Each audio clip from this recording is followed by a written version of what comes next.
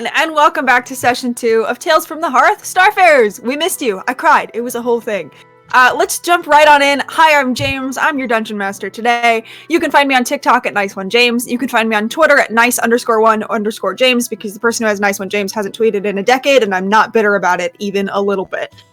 You can also find me in every game on this channel because I keep hacking my way in. I'm in the mainframe, and the mainframe is the games because I'm in them. And that's me. I'm real excited to be here. Let's kick it off with Grace. Hi, I'm Grace. You can find me on twitter.com at LMAOGrace with 2 E's or on TikTok at Valkyrie's Cousin where I just rant about House of the Dragon. Yeah, that's me. I'm really excited to be here with all my friends. It's going to be fun. Thank you so much. Abby. My name is Abby. You can find me everywhere at ABZKelly. I just pop in and out on social media, and then I disappear every once in a while. And that's about it. Very excited to be here. How excited everyone is today.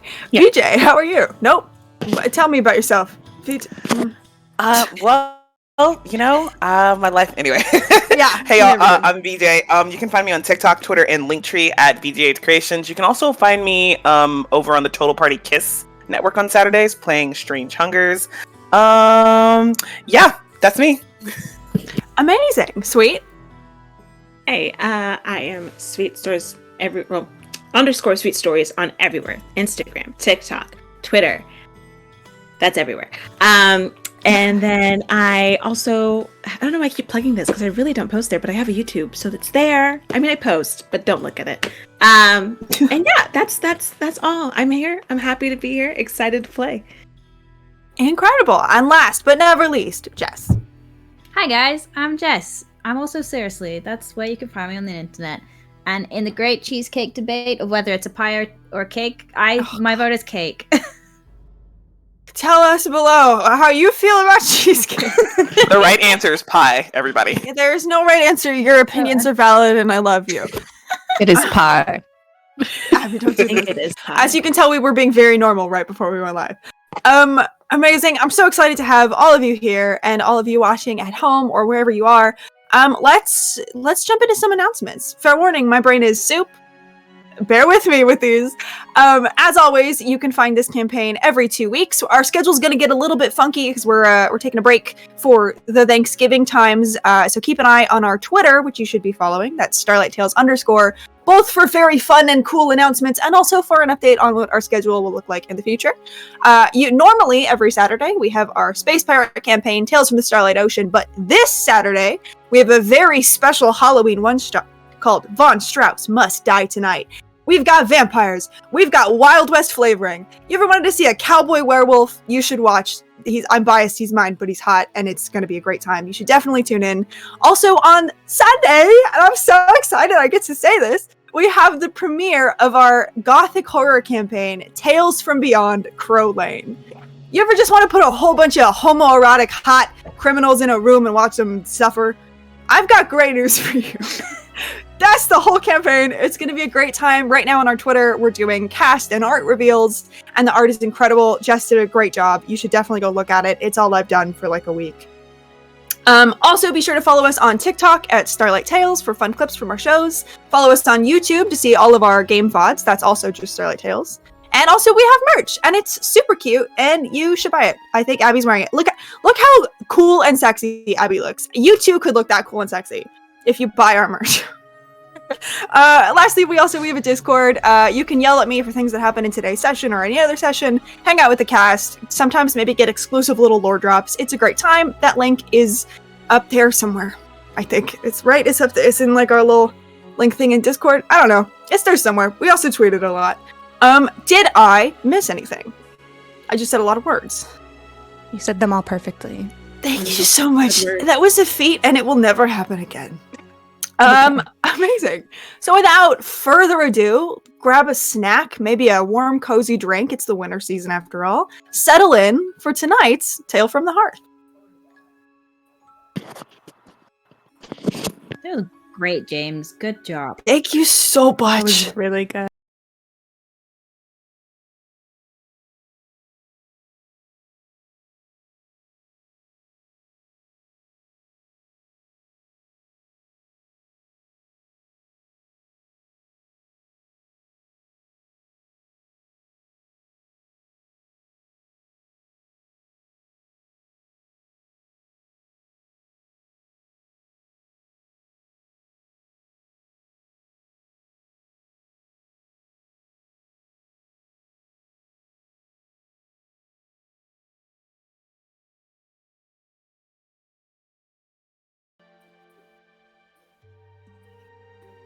welcome back. So, this is session 2. We had some stuff happen in session 1, as you would imagine. Let's recap a little bit on what our Starfarers did last time. So, we, first of all, met all of our beloved Starfarers. Incredible. Each getting ready for the Festival of the Starbound, which is an event slightly different that happens 4 times a year, where the Cosmic Archipelago, which is where our story takes place, jumps to another place in space, essentially. Our party members, the counselors of the Cosmic Archipelago, were in charge of this festival, and we followed each of them getting ready, some talking to gods, others talking to family members, for eventually making their way to oversee the festival preparations. They met up, kind of checked in on everything, seemed fine, maybe there was a little bit of pining, maybe there wasn't, who's to say. And without further ado, the festival got started. It was a visage of Starlight and shenanigans. There was ring toss games and helping the world's tiniest, smallest little guy win a stuffed animal bigger than he was, gravity surfing, and a totally normal amount and not in any way romantic carriage ride between friends. And then, at the end of the night, all of the festival's attendees gathered in close to the center, held hands, and waited for the jump itself. As the magic swelled around them in these blue and green ribbons of starlight, finally coalescing into a dome above, the jump began, and then something went wrong. They don't quite know what.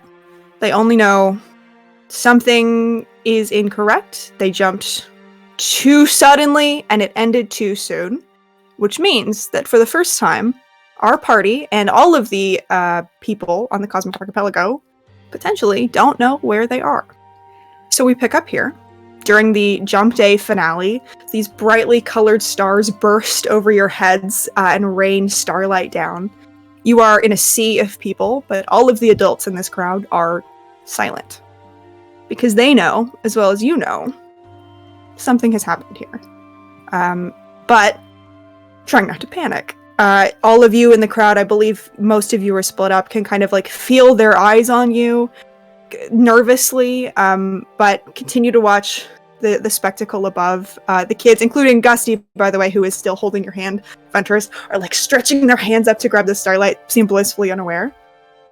You have a few more minutes left of this finale. Is there anything you would like to do before it ends?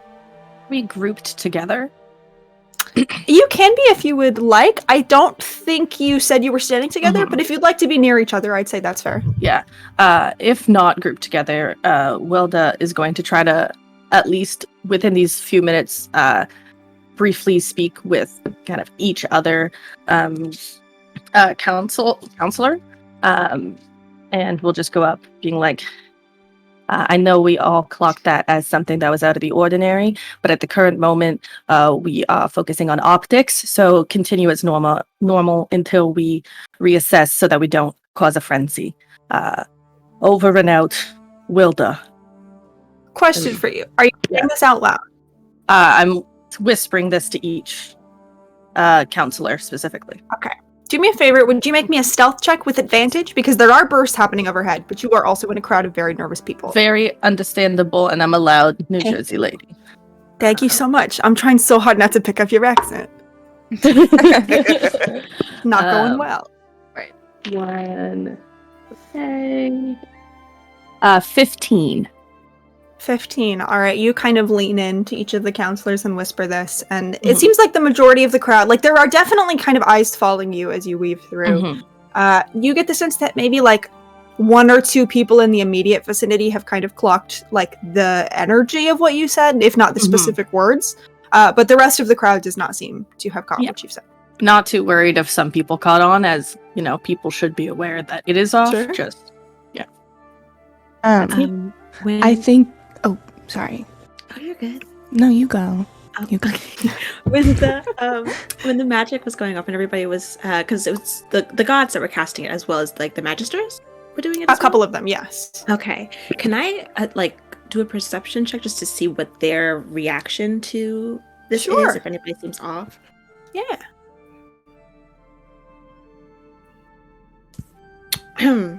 Wait a minute.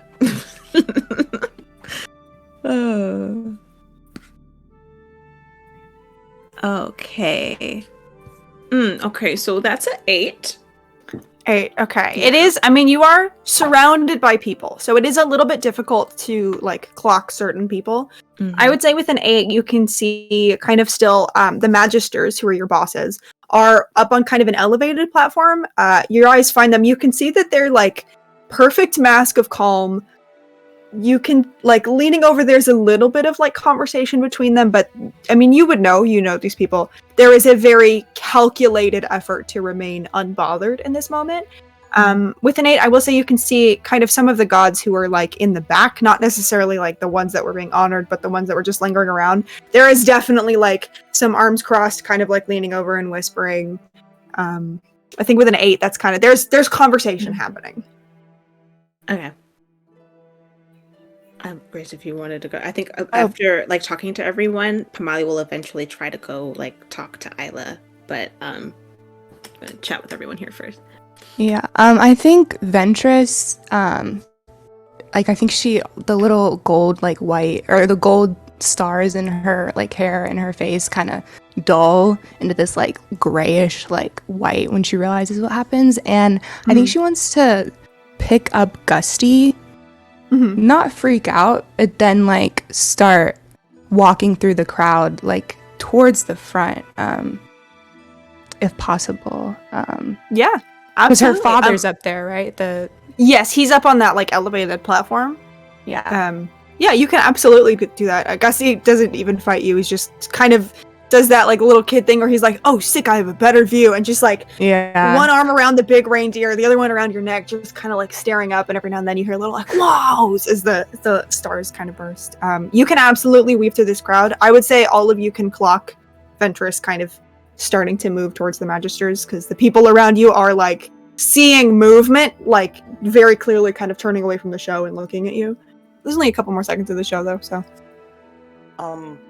I think as Ventress like moves past, Corin like pulls out something to like cover his mouth to make it look like he's eating, and then actually sends a message to Ventress and says, "We'll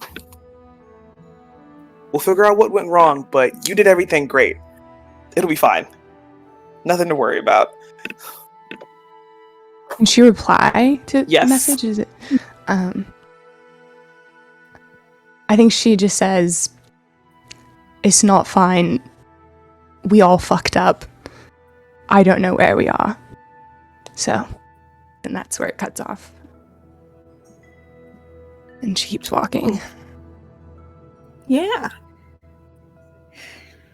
Jess, were you gonna say something before I? Oh, I was just sighing. Oh no, you're so valid.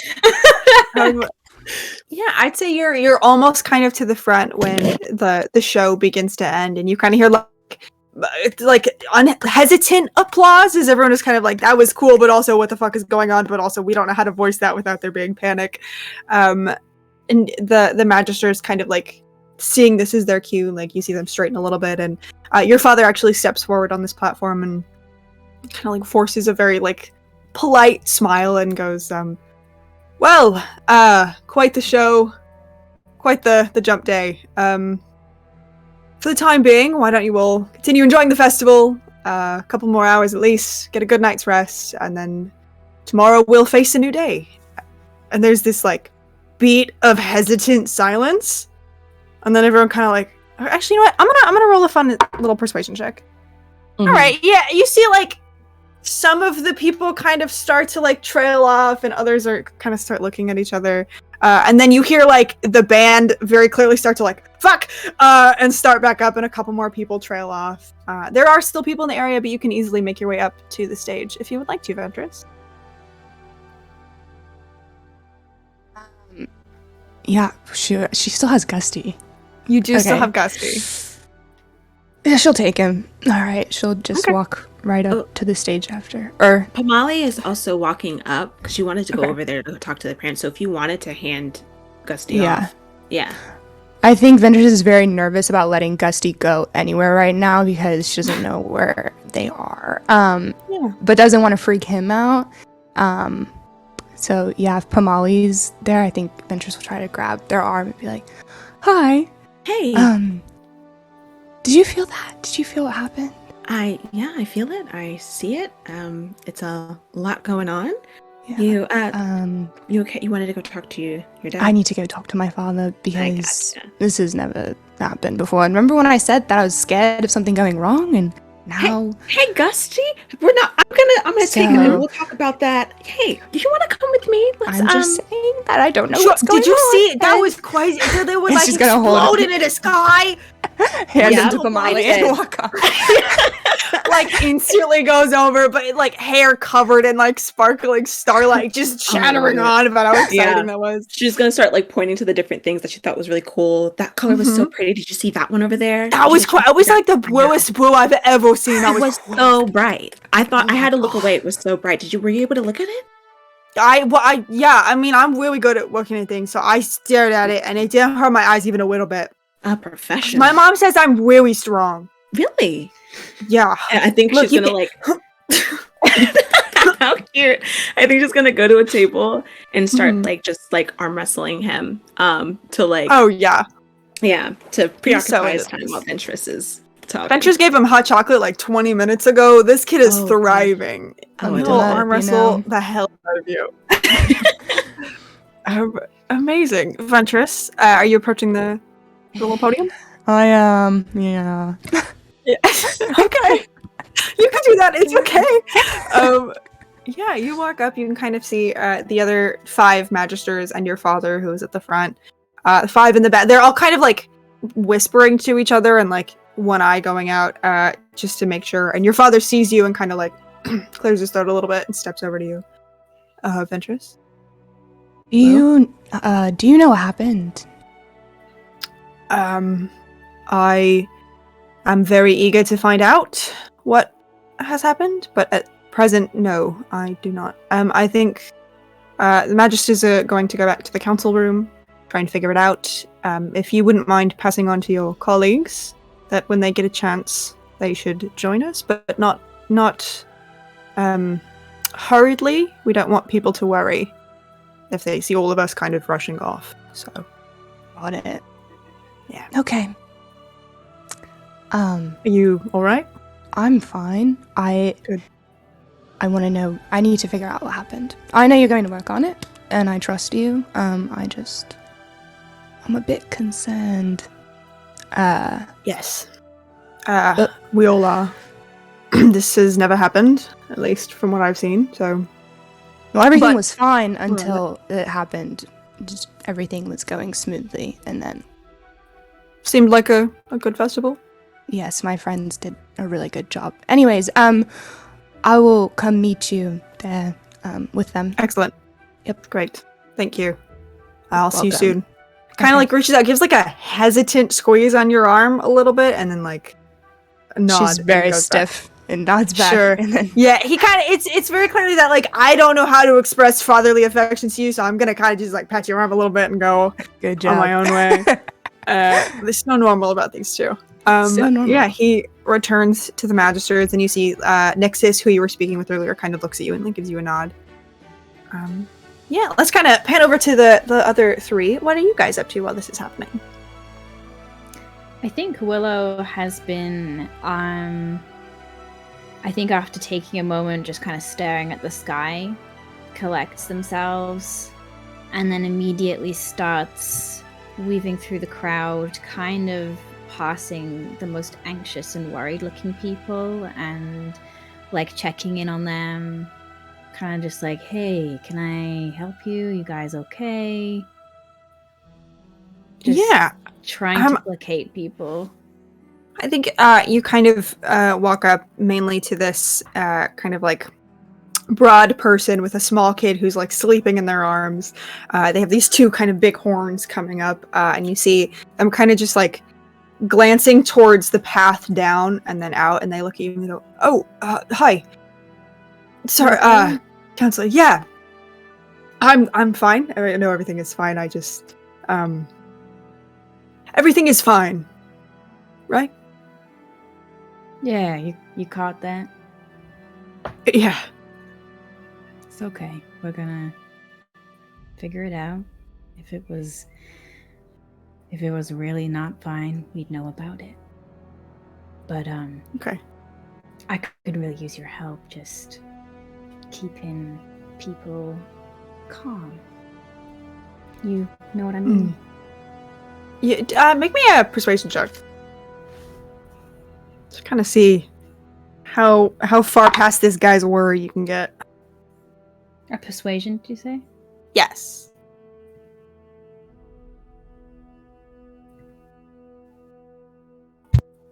$27. Oh, hell yeah.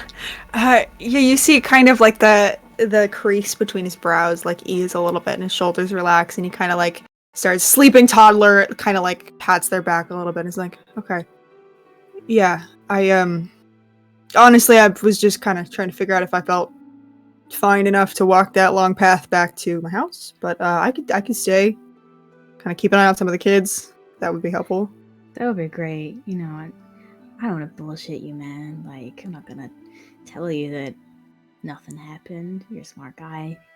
But if we could all just, as a community, keep everyone feeling safe for now. And for end of the evening, we'll have it sorted. And I'll keep you updated, okay? Great, thank you. Thank you so much. Sure. You let me know if you need anything, okay? Yeah, we'll do. You too, counselor? I will. Thank you so much. Yeah, okay. Yeah, I'm just gonna... It kind of like doesn't have any of this... It backs up a little bit, and you see they kind of go off a little bit to like... You can see there's like a couple more like worried parents this person clearly seems to know and kind of like relays that information. You see their shoulders kind of droop a little bit. Yeah, you get the sense the message is being spread to the parents of the archipelago. Yeah. During this time, Wilda also wants to go chat with the Magisters before they go off to the room. So goes up to the stage, and whoever's ear I can grab as they whisper. Absolutely. I think Pomali and Wilda, you kind of make it up to the stage at the same time. You catch, like, right as Ovictus is, like, walking back to the group. Is there anyone in particular whose attention you're trying to flag from the council? See, who... probably... Oh my god, sorry. I have all the, like, notes in the... No, you're so bad. I can give you a quick little rundown if that would be helpful. I know there's a couple of them. NPCs, Magister... Who is the one that... youngest conflict... either Nixus or Octavius. Ovictus? Yeah, absolutely. So Ovictus is the one who was just speaking with Ventress. So yeah. I'll say kind of like while he's walking away, you can absolutely catch Nixus's attention. Nixus was already kind of looking over and sees you and gives a nod and whispers something to their magisters and comes over. Hi. Oh, hello. Are you okay? Hi. I feel I've dealt with weird things all the time. Great. I'm not from. Yeah. This is not my native. We know. Anyways, I was wondering. I would like to immediately go around and chat with people in the community to make sure everyone's on the same page. Because the second we don't acknowledge what happened, they are going to be like, "Why aren't they telling us?" And then they'll go against, our current group. So I think one, if you can relate to the other magisters, issuing a statement as soon as possible, 100%. But also, I wrote a little script in my little thing just to run past, so I'm not, not running something past the magisters that I want to tell the people, because I know I run into issues with that in the past, where I talk first. Anyways, what I have written is we are conducting an immediate and thorough investigation, and until this issue arises, or until this event brings an issue, we do not want to raise alarm. Please let me know any worries you have at this time, and then that way I can collect the worries of the people, and that way if they have information or if they've seen something, I'm also doing that at the same time as I'm, soothing them. Right. Yeah. No, I think definitely any information you could bring to the meeting, which I don't know if you've heard it, kind of like glances over at Ventress and then who has not had time to talk to anyone and kind of looks back. We're meeting in a bit. So just kind of whenever you guys can make your way down. But any information you could bring to that would be very helpful, I think. Sounds good. And will there be a statement issued before the meeting, perchance? I think probably not. We're hoping to have a little more information about what's gone wrong before we make a statement, so we can kind of say, this is what's happened, this is how we're fixing it. Kind of glances back at the magisters. I don't think there was a plan to make one yet. Right. Understood. I think Thank we're you. hoping Pleasure to seeing by you. time. Yep. Oh, okay. Yep. Bye. Sorry. Bye. Yep. Okay. Raises a hand and then turns back. Pamali, were you trying to grab someone as well? Did you want to grab someone different? Pamali was going to just chat with Isla to try to Yeah, absolutely. her too. Absolutely. So yeah, but they have Gusty, so Yes. I think she just Ventress can take Gusty back. Okay, cool. Pass the baby. Pass the baby along. Yeah, we've just been Gusty's been showing me how to arm wrestle. They're very good at it. So Okay. God, times like really these- strong. So I just, I kept, My friend Corin is very strong too. I feel like no way. Oh. yeah, Gusty Yeah. could take Corin. definitely. sure. We should go Think so? look for For him. sure. Yeah, I know. Okay. I know. So. you'd be the champ if you could beat Corin. But yeah, I mean, I'm pretty strong, so I think I could probably do it. I believe in you. I do. I'll be back to catch up on what you talked about, and I'm gonna Okay. go catch up with Isla and let you know. what we Sounds talked good. about. Sounds Okay, good. and then we all have to rendezvous and go into that the meeting because the thing that happened Yeah, that wasn't supposed to happen that happened. Is a thing to happen? Was it a big? It was the burst of the No. stars. Yes, No, it was. Yeah, but all of those big bursts. It was That just was we crazy. weren't expecting. It was crazy, right? Big And show. was it supposed to happen? Well, a lot more than what we thought was going to happen happened. It was just like So really much more. beautiful. Yeah, That's kind of showy of the Actually. stars to do more than you thought they were going to do. I Quite funny. sometimes they have a mind of their own. Pretty Ventress, I'm going to funny. leave you with this. Okay, Okay. have fun. So where's Colin? Let's go find Corin. He'd probably be better at this, and then she'll try to go find Corin with Gusty. Absolutely. We will catch up with the epic showdown that I'm sure a arm wrestling competition between Corin and a 6-year-old will be. But first, gonna go to Pamali. You are looking for Isla, yeah? Yes. Yeah, you can see them kind of still standing in the back where they were, still this like 10-foot tall amalgamation of like seawater and coral and swimming creatures. This, they don't really like to be like a person, Mhm. but this is about the closest that she gets. Yeah. And yeah, you can walk up very easily. There's a couple other gods milling about, but at the moment Isla kind of seems to be like on their own, looking out towards the skyline. Looks up when you approach. Pamali. Hi. I think as soon as Pamali sees him in like a humanoid form, I think she goes in to hug them because it's not very often that they get to, Sure. Yeah. But they're in their form. But she pulls back and goes, what do you know what's going on here? Isla kind of like their like hand essentially kind of comes up on your cheek and you feel like the cool like mist almost as they kind of brush it along. I don't. Something with the magic feels wrong, but I think Kalara will be looking into it with the Magisters. But no, I can feel that it's wrong, but how it's wrong is not my specialty. Okay. Well, hopefully it's just like a miscalculation thing, or maybe something like, with how my wild magic just does what it does sometimes. So maybe that's what it was, you think? Or do you think it's something else? Do me a favor, make me an insight check. Sure.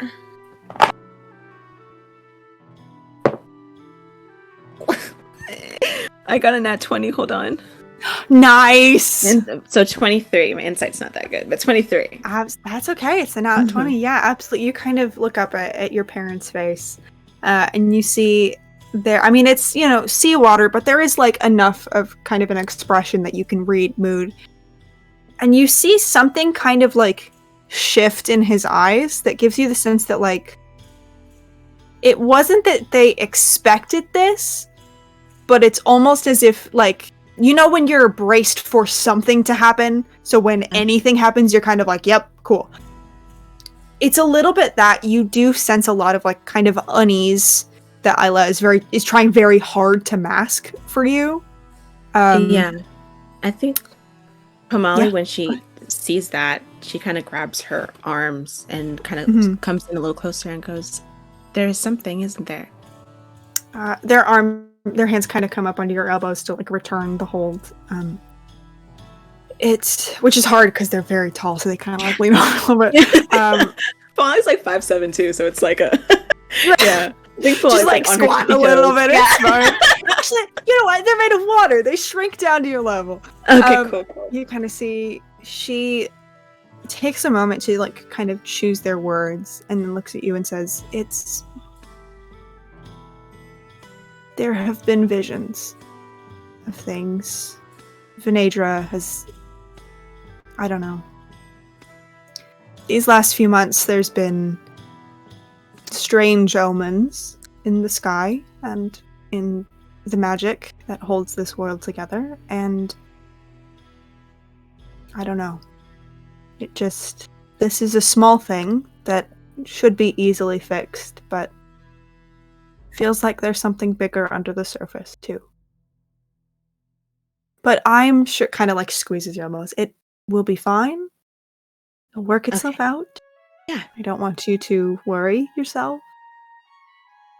We will go where the tide takes us. You're right. I think it's just a little jarring. I've never seen anything like that happen before, so it's just like, but I'm sure, like you said, it's an easy fix. So we'll get that fixed, and then if there's something under the surface, we'll figure that out too. Yes. Thank you for that. And just to clarify, you said Venedra was having visions, or you as well? No, it kind of like looks around a little bit. You see their gaze kind of go to like where the other gods have been milling about. They kind of like lean into you and go, "You're not supposed to know this, but yes, Venedra. Yes." And then kind of like pulls back, very clearly has this like mixed expression of like, I'm not supposed to have told you anything about this, but also I love you very dearly. Kind of gives you a nod. Yeah. Pamali kind of like nods back and over, they're a lot more familiar with each other, but because of like everything going on, she has to be a little bit more put together, nods back and goes, "Okay, well, thank you. It's good seeing you. We'll talk soon." Okay? Yes. Okay. You see they kind of like lean in and put a little kiss on your forehead. Yes. And so, she touches their cheek when they do that, and then turns away to go find anybody else, I guess, to head to the meeting. Or I think... Absolutely. Yeah. Great. Corin, you're fighting a 6-year-old, yeah? I guess so. I think before... You don't have to. No, it's fine. Yeah, I'm arm wrestling a 6-year-old who could probably kick my ass. I have a 5 in strength. Oh, I forgot you have a 5, actually. It's probably a pretty even match. I'm a weak boy, but but no, before this, I think when everything, like, after sending the message to Ventress, had a bit of, like, analysis paralysis, like, fuck, what do I do in this situation? How do I help? And then started moving towards checking on the people that are, like, dealing with the food, because in his head, he's just like, okay, when there's, like, when there's a natural disaster, food, comfort, that kind of thing is very important. So it's just like, okay, gonna go check on them, make sure they're doing okay. We can still have the food and stuff up, warmth, comfort, and whatnot. I think is done doing that when Ventress comes by with Gusty. Absolutely. You've been kind of like talking to Mandarin, who has been like working overtime to make more buns, in the hopes that like when people get nervous, they eat sometimes, like a little stress. Everyone wants a little comfort. And so they've been like making a lot to kind of like give out to people. And Adventures, you and Gusty can easily find Corin. This is Corin, Gusty. Hi! I hear you're really strong. He's so strong. You wouldn't believe it. He's fallen out of the sky and not been hurt. Fallen out of the sky? Yeah, Are you a star? No, I'm not, but I'll be crazy. I jump, and you know what? When you're older, I'll take you gravity surfing, alright? That sounds cool. Okay. But he'll flex his arm, which is nothing there, and he'll cast Minor Illusion to make it look buff. Wow. You got big muscles. But I'm Isn't sure that so cool. you've got stronger ones than me. Yeah, take a look at this. Kind of like does a flex. It's like, look, there's nothing there. Very little kid. You're so strong, Gusty. I know. Thank you. I'm kind of like, should give a big eyes. Oh, I think it's past my bedtime. You need to go home. Your mum is in the Diviner's tent, right? You would know Gusty's mom went actually back to the Silver Palace, which is the big building behind you. Melathria? Is that his mom? Nice! You pulled that right off the dome. That's I didn't so even good. have that in my brain. I was gonna have to I've been thinking about them all week. Nice. Okay. Is that back towards where the maesters are and everything? Like where the meeting is gonna be? So the Magisters have actually started kind of like making their way down. The council room, it's actually, you're kind of like in the exact opposite space of where you'll need to be for the council. You're on the top of Cloudward. The council room is in Heartward. It's kind of like set down into the island. Okay. I mean, there's like teleportation circles and stuff, so it'll probably take you like 15, 20. But yeah, kind of like exact opposites. But the Magisters have started walking. The Silver Palace is like I'd say maybe like 80-ish feet from the entrance. It's like the back of this festival, basically. Okay. Could I try? That's not far from you. I could walk him there, or should I try to find? Oh, yeah. Okay. No, you could. It's like maybe a 5-minute walk, if that. Slay. Gusty, we're gonna go home. We're gonna bring Corin with us. So you can go to sleep, maybe. Okay. I'm really sleepy. Yeah, me too. Yeah. I think it'd Do you want to have a sleepover with me? I would love to, but I don't. I have to work tonight, actually. Maybe tomorrow. Maybe tomorrow. Okay. We can ask Willow and all of our friends and Molly. A sleepover with Willow too? Yeah. Your best friend. I know. It'd be very fun. Yeah. But yes, we should start walking. Corin. You see, like takes your hand and then is holding this like really, really big, stuffed animal, but kind of like looks at their hand and looks up at you, Corin, and is like kind of trying to judge how to do it. And then you see like lifts their elbow a little bit so that the reindeer's hand is like kind of sticking up. Do you want to hold his hand? He gets nervous walking in the dark sometimes. Yeah, I'd love to help. Oh my Take the reindeer's hand. And holds your hand, Ventress. The three of you can very easily make your way back to the Silver Palace. Pretty much the instant you get there. He's just a little guy. He's a cute little guy. Pretty much the instant you get there, there is like a diviner kind of out front who you can kind of gauge was like sent by Gusty's mom to keep an eye out for him and kind of sees you and like, oh, thank you. Hi, Gusty. Yeah, you wanna go to bed? He goes, yeah.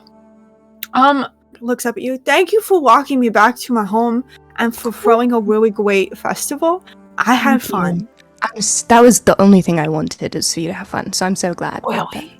Yeah, it was just for you. Wow. And, That's crazy. It's like a birthday party for me. It is. It is like a birthday party. Yep.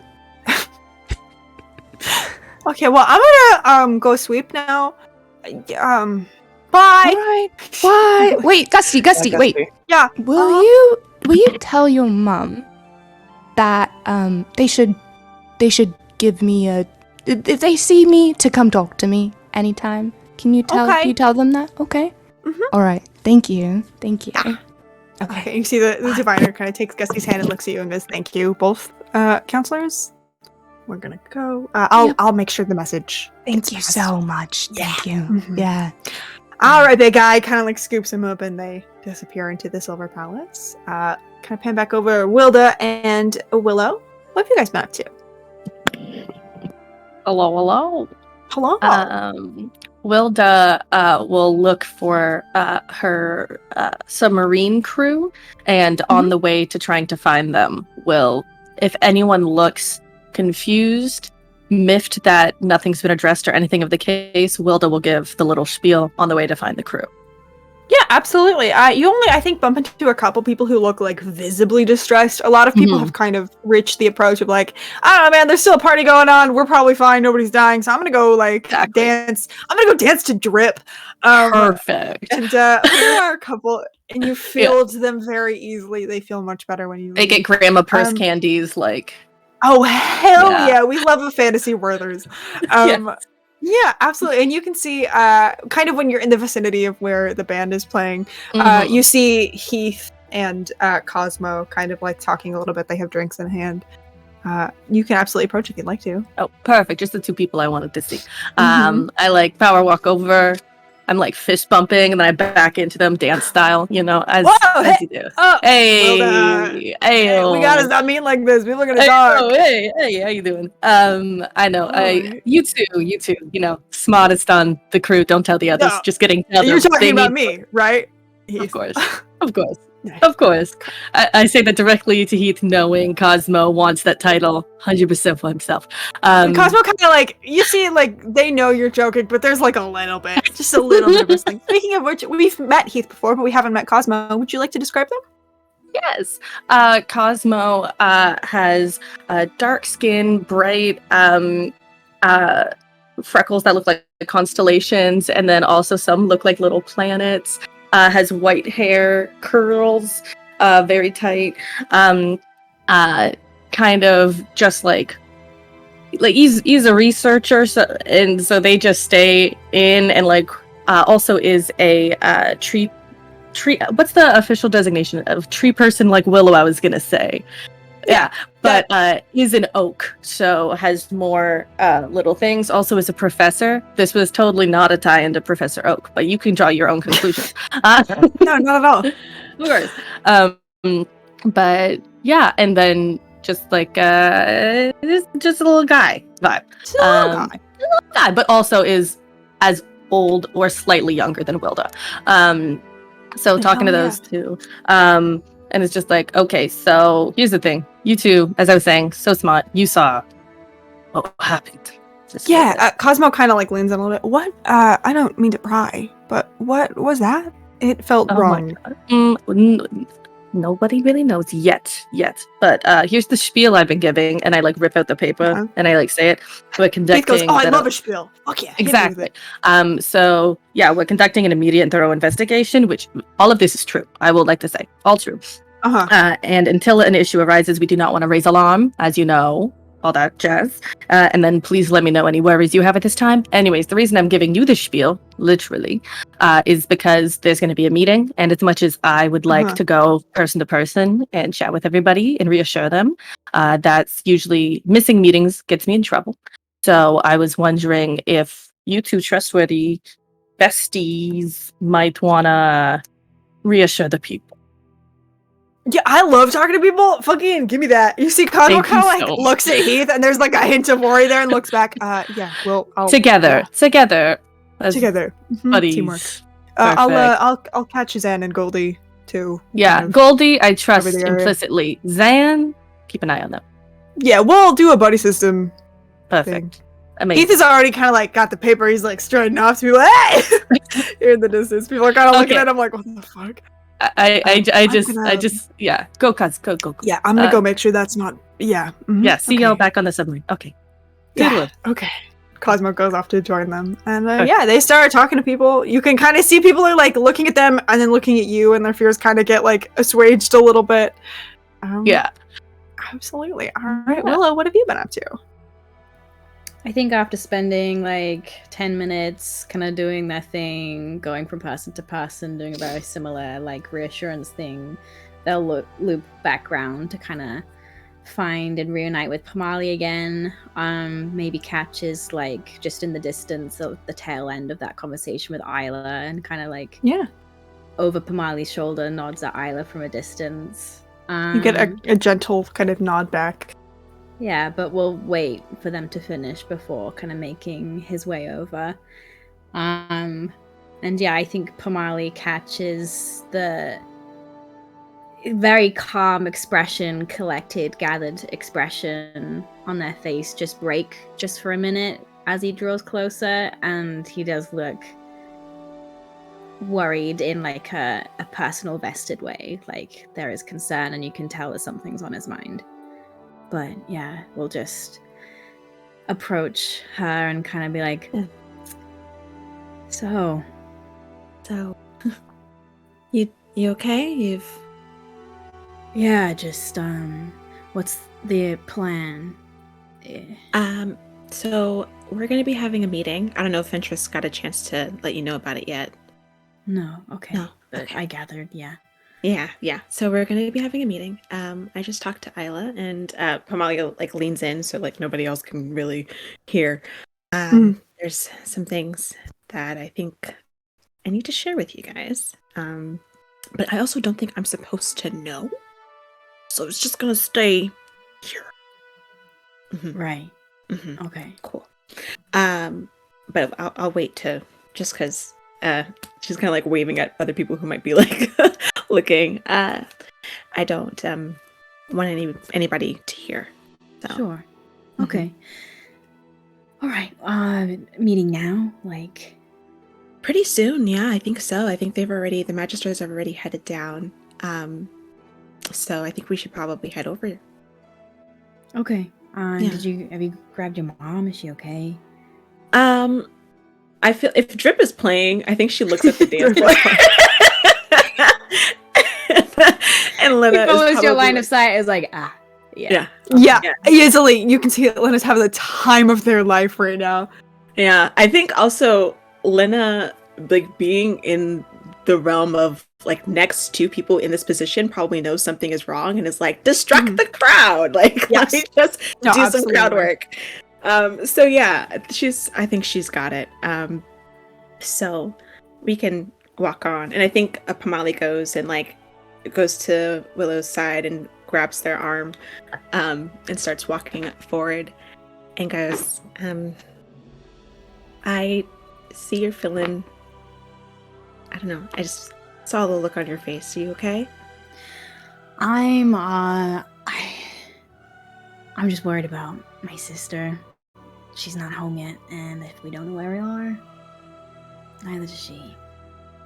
But we'll figure it out.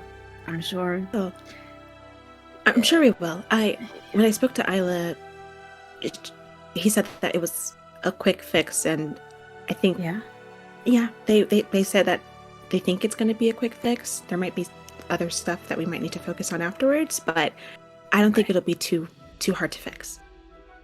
Okay. Yeah. And kind of looks over at the dancing again and is like, sorry you didn't get to have your dance. I know. Yeah, it's okay. I kind of lied and said like it was Lena's favorite song. It's actually my favorite song. I know. So, yeah. Really? Yeah. I just it's okay though. There's a lot going on, and I can probably hear them play later. So let's find the others, and maybe we can dance later. Yeah. Okay, good. I would like that. And like puts a hand on your hand and like walks along with you. Amazing. Is there anything else the three of you wanted to do before linking up with the rest of the group? I think Corin would probably like mention immediately after we like handed Gusty off. I didn't realize how good you were with kids. I'm not. It's just him. He's sweet. The rest of them, no. No, but I do, Gusty's got he's cute, Very cute kid. Yes. But we have to make sure everything's okay, or else we don't know if Gusty will be okay, because nobody seems to be taking it serious that we have no idea what we are. So we should... Sorry. I'm gonna relax. Okay. I appreciate the compliment. I'm so sorry. It's okay. And I think Corin's been eating this entire time because he eats when he's stressed out. Sure. And I feel like he'd know if Ventress likes to eat when she's stressed. I don't think Ventress is a stress eater, but she will pocket it for later when she's not stressed anymore and is starving all of the sudden. Yeah. Hands you like something that's been like, wrapped up because he knows you're not going to eat it right then and there. It's like, here, for later. Oh, thank you so much. I love you so much. Okay. Yeah. I'm going to eat this later once we figure everything out and we fix the planet. Yeah. All right. And we'll kind of take Corin's hand and try to go find the others. Amazing. Wilda, was there anything you wanted to do before linking back up with everyone? Wilda will just be trailing, kind of being the last one, and then just trying to like meet eyes, and like we'll walk up and give handshakes, be like, I just hope you know, as you see the councilors and the magisters leaving, we're just having conversations to address the situation. Everything's going to be rectified if there is an issue. Might not even be one, but we'll let you know as soon as possible. Enjoy the rest of your night, all right? Candy. Thank you. Counselor, you see, someone kind of like looks at their friend who's like, the counselor just addressed me personally, and I don't know if that's a good sign or not, but it was cool. Wilda's always been someone that talks directly to people. So I was like, if anyone's going to do it, it's going to be Wilda. And it's just doing that. Valid. And then throwing things, and then is like, okay, speed walking, catch up with the others. Hell yeah. The 5 of you can absolutely kind of like come together towards the entrance of this festival leading down the mountain. And you see each other. You're together. Are we heading straight to the council room? Do we want to talk a little bit? We have a meeting before we go in. Yeah. Yeah, you have a walk. Little huddle. Together. You have like a 10-minute walk. Talk and walk. Talk and walk. I love a talk and walk. I think Willow with Pomali on one arm will like take Ventress on the other arm and like give their wrist a squeeze and be like, scale of 1 to 10. 1 to 10, 10, 20. 10? It's bad. Wow, it's bad. You know that your sister can't find us if we don't know where. No, I hadn't thought about that. You hadn't thought about that. It's all I've been thinking about, and the fact that nothing was supposed to go wrong, and you guys said you didn't think anything was going to go wrong, and I said, what if something does? And now it's never gone wrong before. Like how? And we address it and we fix it. We're going to fix it. I'm very glad that you are taking this issue as seriously as it needs to be taken. But always remember, we need to keep having the deep breaths so that we can use that energy to be active. And I appreciate that. And also, please remember, everyone reacts through shock differently. So some people may be more quiet and take on different things. That doesn't mean they aren't taking it as seriously. So remember that. That's true. And I see that. Yes, and I think you are thinking that, but you're also, there's a lot going on in the head because your mind works fast because you're a smart cookie. But you're good. Everyone here is so good.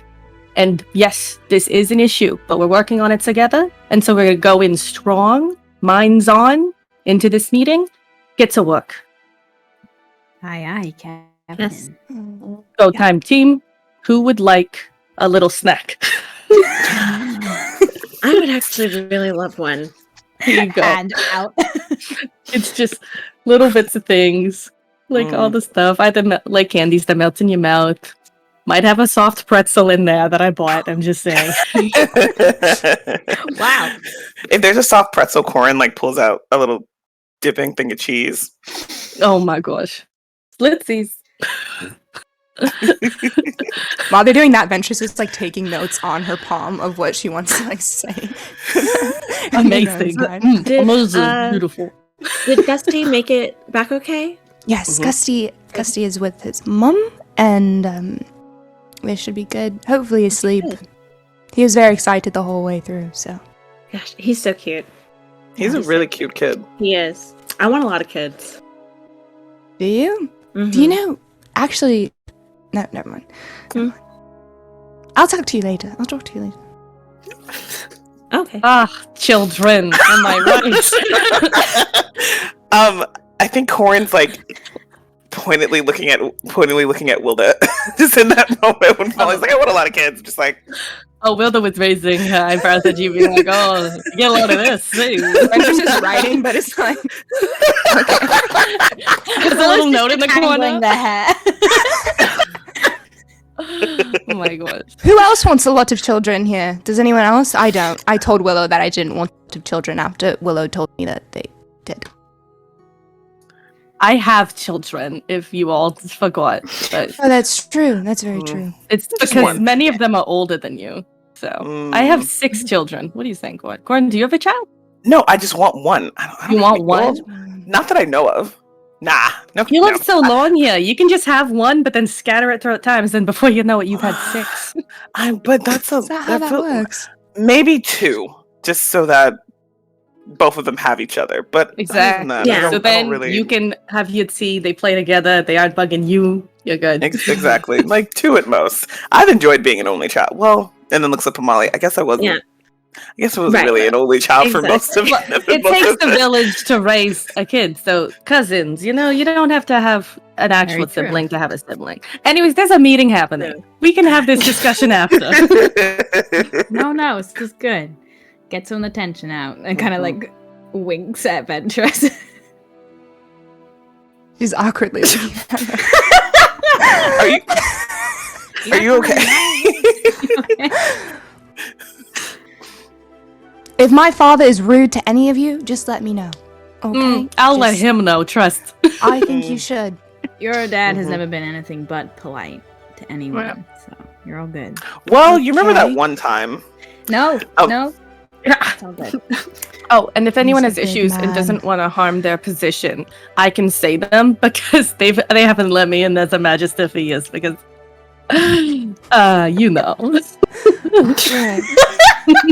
Okay. At some point, I'm gonna need you to expand on that. Yeah, I'm sorry. I'm gonna desperately need the details on that. One of them is like the youngest Magister. I'm 100% older than the youngest Magister. For sure. They were just like, "Oh, you're so good at community service." I'm like, I agree. I'm sorry, if I'm a Magister, I'm not allowed to talk to the people as much. What are you trying to say to me? It's so funny. Amazing. Yes, you guys are kind of doing this walk just to kind of tell you what this walk is like. There's a teleportation circle kind of at the top of Cloudward. Each of you steps into it easily and just never missing a step are down at the very bottom, sort of in Kinward. As you're making your way towards the pathway to Heartward, you can kind of hear the muffled sounds of life just in Kinward, kind of off to your left. There are some people who choose to kind of stay in the ward in which they live for festivals. You get the sense there's a little festival happening. They don't seem as worried. You don't know if maybe it wasn't felt as much down off the mountain or what, but the people in Kinward seem to be fine. Not a lot of people, but there's, definitely voices, and you can kind of hear the clinking of plates to some extent and some music. And you kind of continue your walkway up on the tree line of Woodward, which is peaceful and quiet. You can kind of, in the distance, catch little fireflies kind of floating around. Seems like the festivities in Woodward are deep enough in that you're not really bumping into them. And eventually, you make it to the teleportation circle that leads down into Heartward. It's kind of at the edge of this really big hole, essentially. It's a cavern. I don't know if there's a better word for it. That all of you would know. And Corin, correct me if I'm wrong. You like to jump off of things, yeah? And not die, specifically? Just... Cool. Yes. You've probably at least once or twice jumped down this thing. It's sort of like an exciting thing for the youth of the Cosmic Archipelago to go. It's kind of like cliff diving, but it's a really high.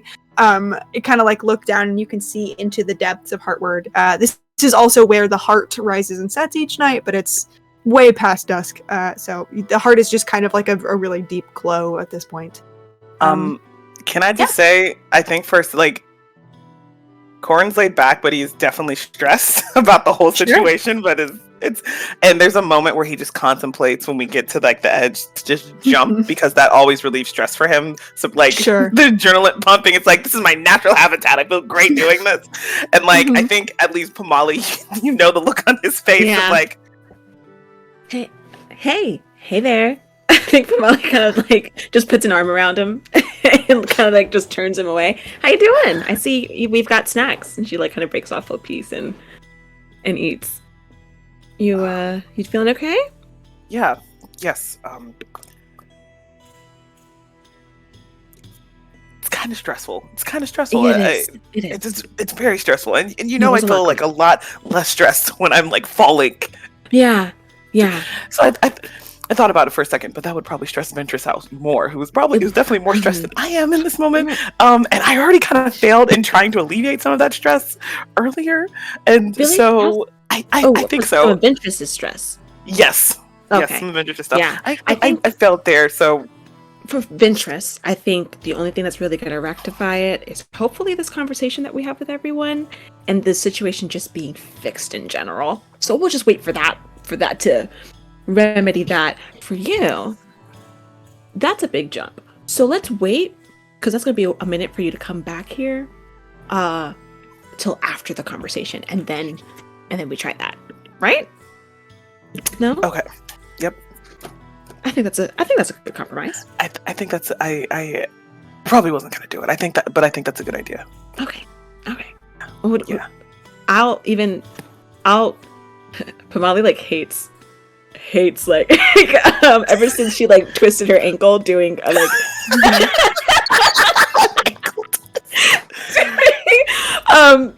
jumping with Corin before. She hates it, but she's like, I'll do it with you. Hey, Mom, if you I want. appreciate that. Thank you. I don't want you to do that. Okay, cool. You, though. Yeah, cool. She was like feeling crazy about it. I think as he's telling you, I don't want you to do this, like, is grabbing your arms, like, it's okay. Okay, thank you. Okay, good, great. Let's get away from the ledge. And she starts walking. Absolutely, you can kind of step away from the ledge, and you see the teleportation circle that leads down deeper into Heartward. I'm assuming all of you step through it. Mm-hmm. Absolutely, you again kind of get this like rush of cool air, and it's like your next step never even falters, but you blink, and instead of being in the kind of like starlight filled outside, essentially, you blink and you're in this cavern of just bioluminescent mushrooms and almost like veins kind of crawling through the rocks. It's lit by this like faint kind of bluish green. And you can kind of step out of this little room that the teleportation circle is in, and you see Heartward, which is familiar to all of you. Kind of to your right, you can look off. There's stairs that wind down deeper into like the city that is Heartward, and you can kind of see like the stalagmites and stalactites all lit with these same like bioluminescent mushrooms and creatures kind of like skittering around. And all of the windows which are lit, because it's not super late, and the people in Heartward are night owls, to be sure, of people just kind of like working and crafting. There's a lot of magic work that happens down here so close to the heart. But you would know, instead of turning right, you're actually turning left to go deeper into the caverns itself, towards the council room. Very quick walk, like just a couple minutes. Is there anything you guys wanted to talk about or get straight before you are at the council door?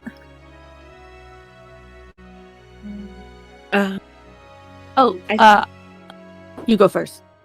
If there is a moment, like a quiet little area before we get in Yeah. there, I think Pamali Absolutely. would just say, hey guys, before we step in, I was talking to Isla, and they were saying that Venedra was having visions, and there were omens, that they were getting strange omens. We were, around a lot of people, so they didn't dive deep into it. And they also, I don't think I was necessarily supposed to know those facts, but I just thought it was interesting. Thought I should share that with you guys. Just Dusty's mom told me the same thing about Venedra. Really? So, yeah. Oh. So this isn't exactly out of the blue for them. Not totally. Oh, It just is not. I did want to say, so it doesn't come out of the blue if I bring it up in there, but I just set up the crew to reassure people with the short spiel of that people are conducting this investigation. That way, it doesn't feel like people are doing nothing. And I did run that past the Magisters before I did that. The spiel, not giving it to my crew, but I take liberties. So That's a good That's good. That's a good call. Yeah. Thank you. But to answer your question, well, I think Isla seemed like they had a feeling that something weird would happen, but she also said that she thought it would be a fix, like a really quick fix. So, Okay. yeah. Okay. So, Let's find out. yeah. I muted myself.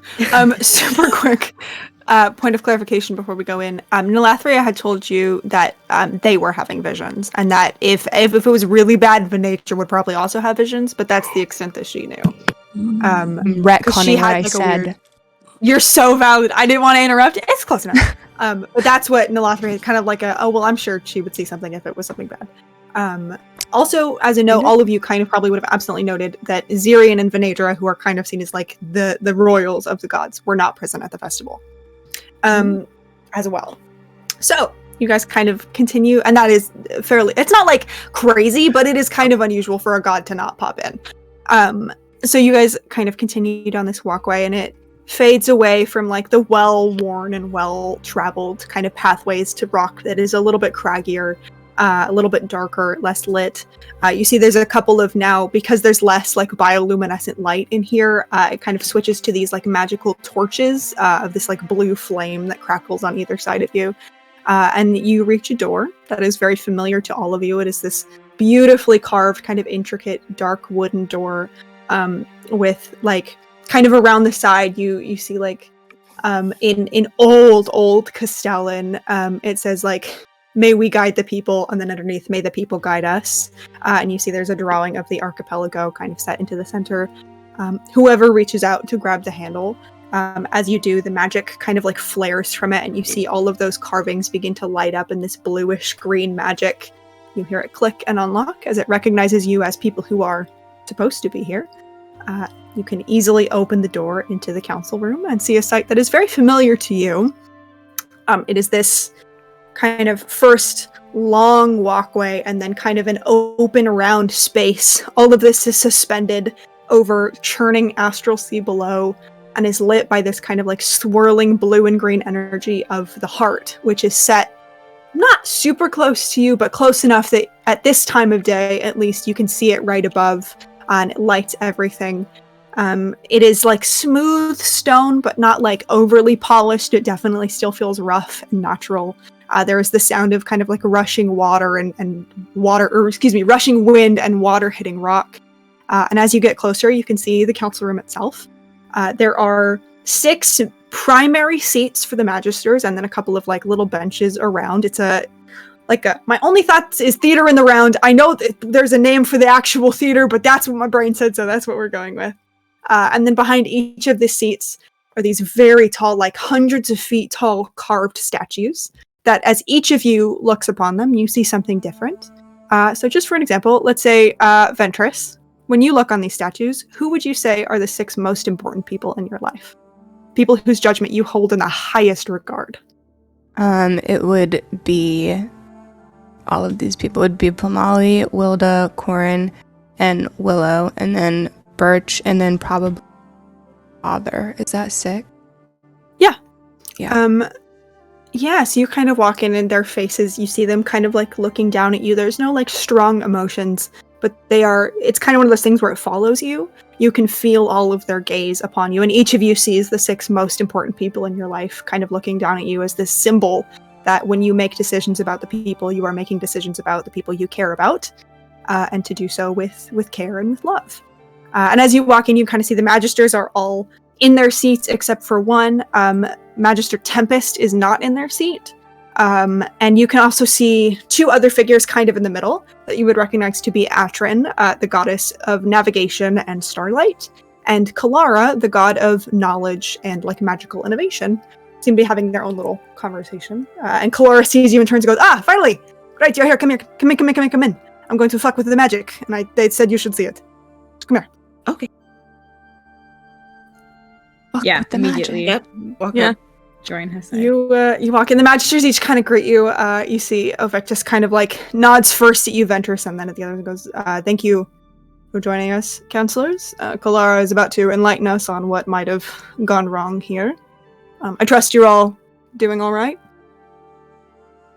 Yes. Good. Pretty good for circumstances. You guys? Good. Ovictus kind of like his face freezes for a minute, and then you see one of the other magisters, you see Magister Vara, representative for Kenward, who's this kind of like burly feminine person, got these like big horns that kind of come up, big muscles, and goes, Ovictus is shitting his pants, but it is what it is, you know?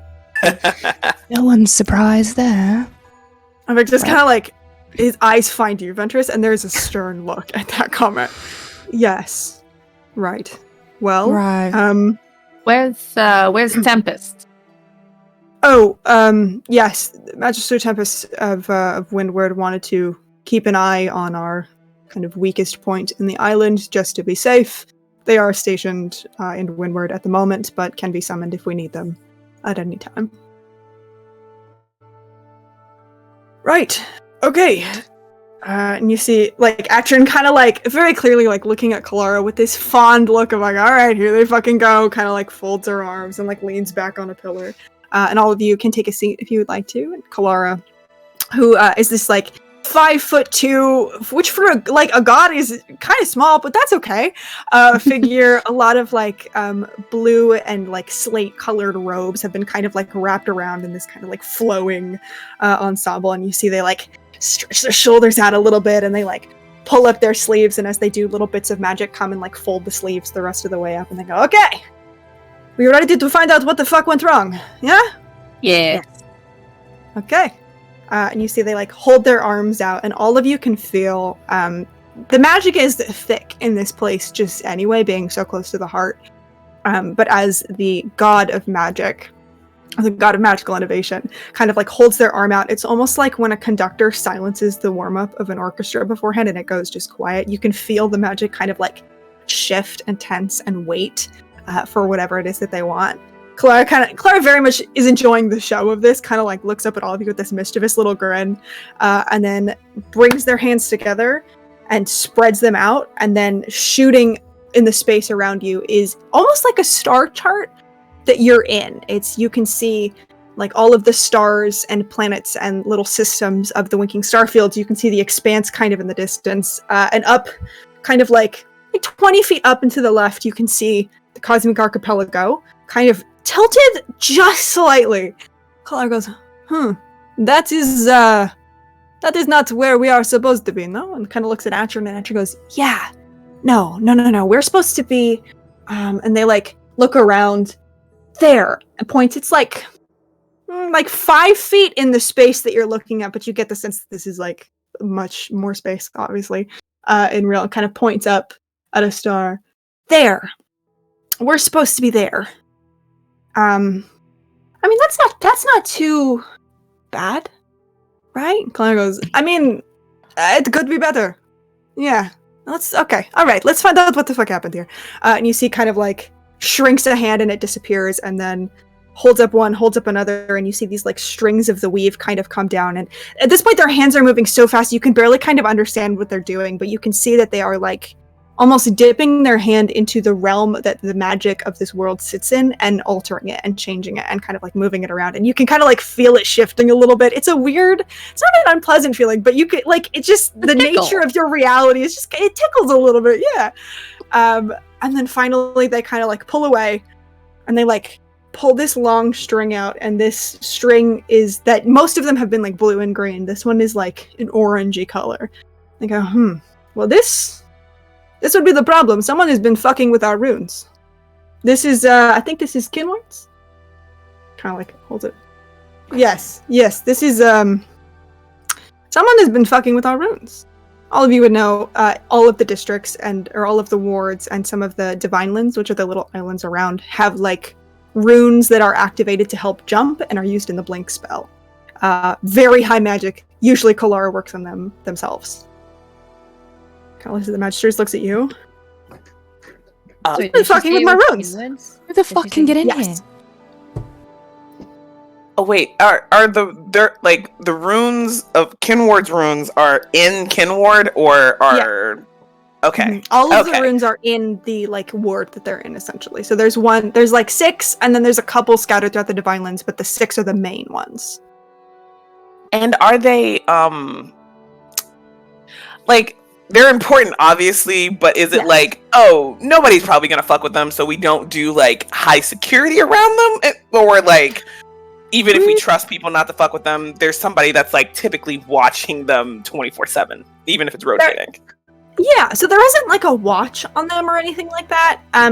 But there's definitely like, because they deal in such high magic and are partially responsible for like maintaining like the life in that ward, for example, like just the kind of flourishing in general of the magic in that area and keeping it contained and under control and not like insane.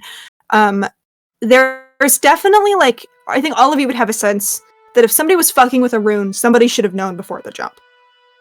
Like, it's definitely weird that this didn't flag anywhere, but they are accessible.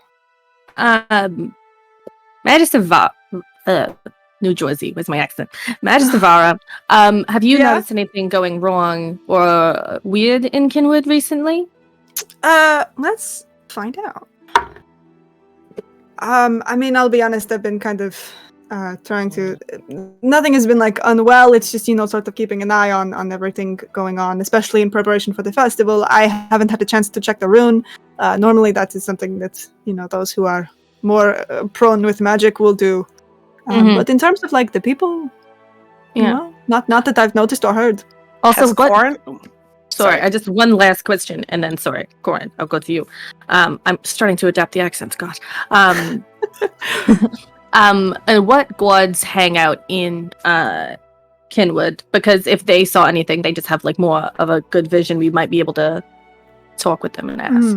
I could probably get... I mean, we don't have like a lot of official guards, because this is a fairly safe place. We're not gods. I know my accent. No, gods. It's okay. We both have funny accents, and sometimes it makes it hard. Oh God! Yes, I understand what you're saying. Yeah, like the deities. Yes, it's okay. We have fun. Okay. I mean, people kind of come and go. I think, Tabren spends a lot of time there. There's a lot of people there. Gavaldon likes to come in and showboat, as he is to do. But I mean, all of them kind of pass through from time to time. Mm-hmm. Also, Isla does a little because, like Tide Word kind of brushes up against Kinward on account of the water. Yeah. So, yeah. Has Corin noticed anything weird with the understanding that he doesn't have to sleep? So he does, like, just kind of wander around at night, just kind of, Well, I guess here's my question to you. With someone who doesn't have to sleep, do you think you spend your nights in your house? Or like, what do you think Corin's nighttime routine is? I honestly think that Corin's... Okay, so...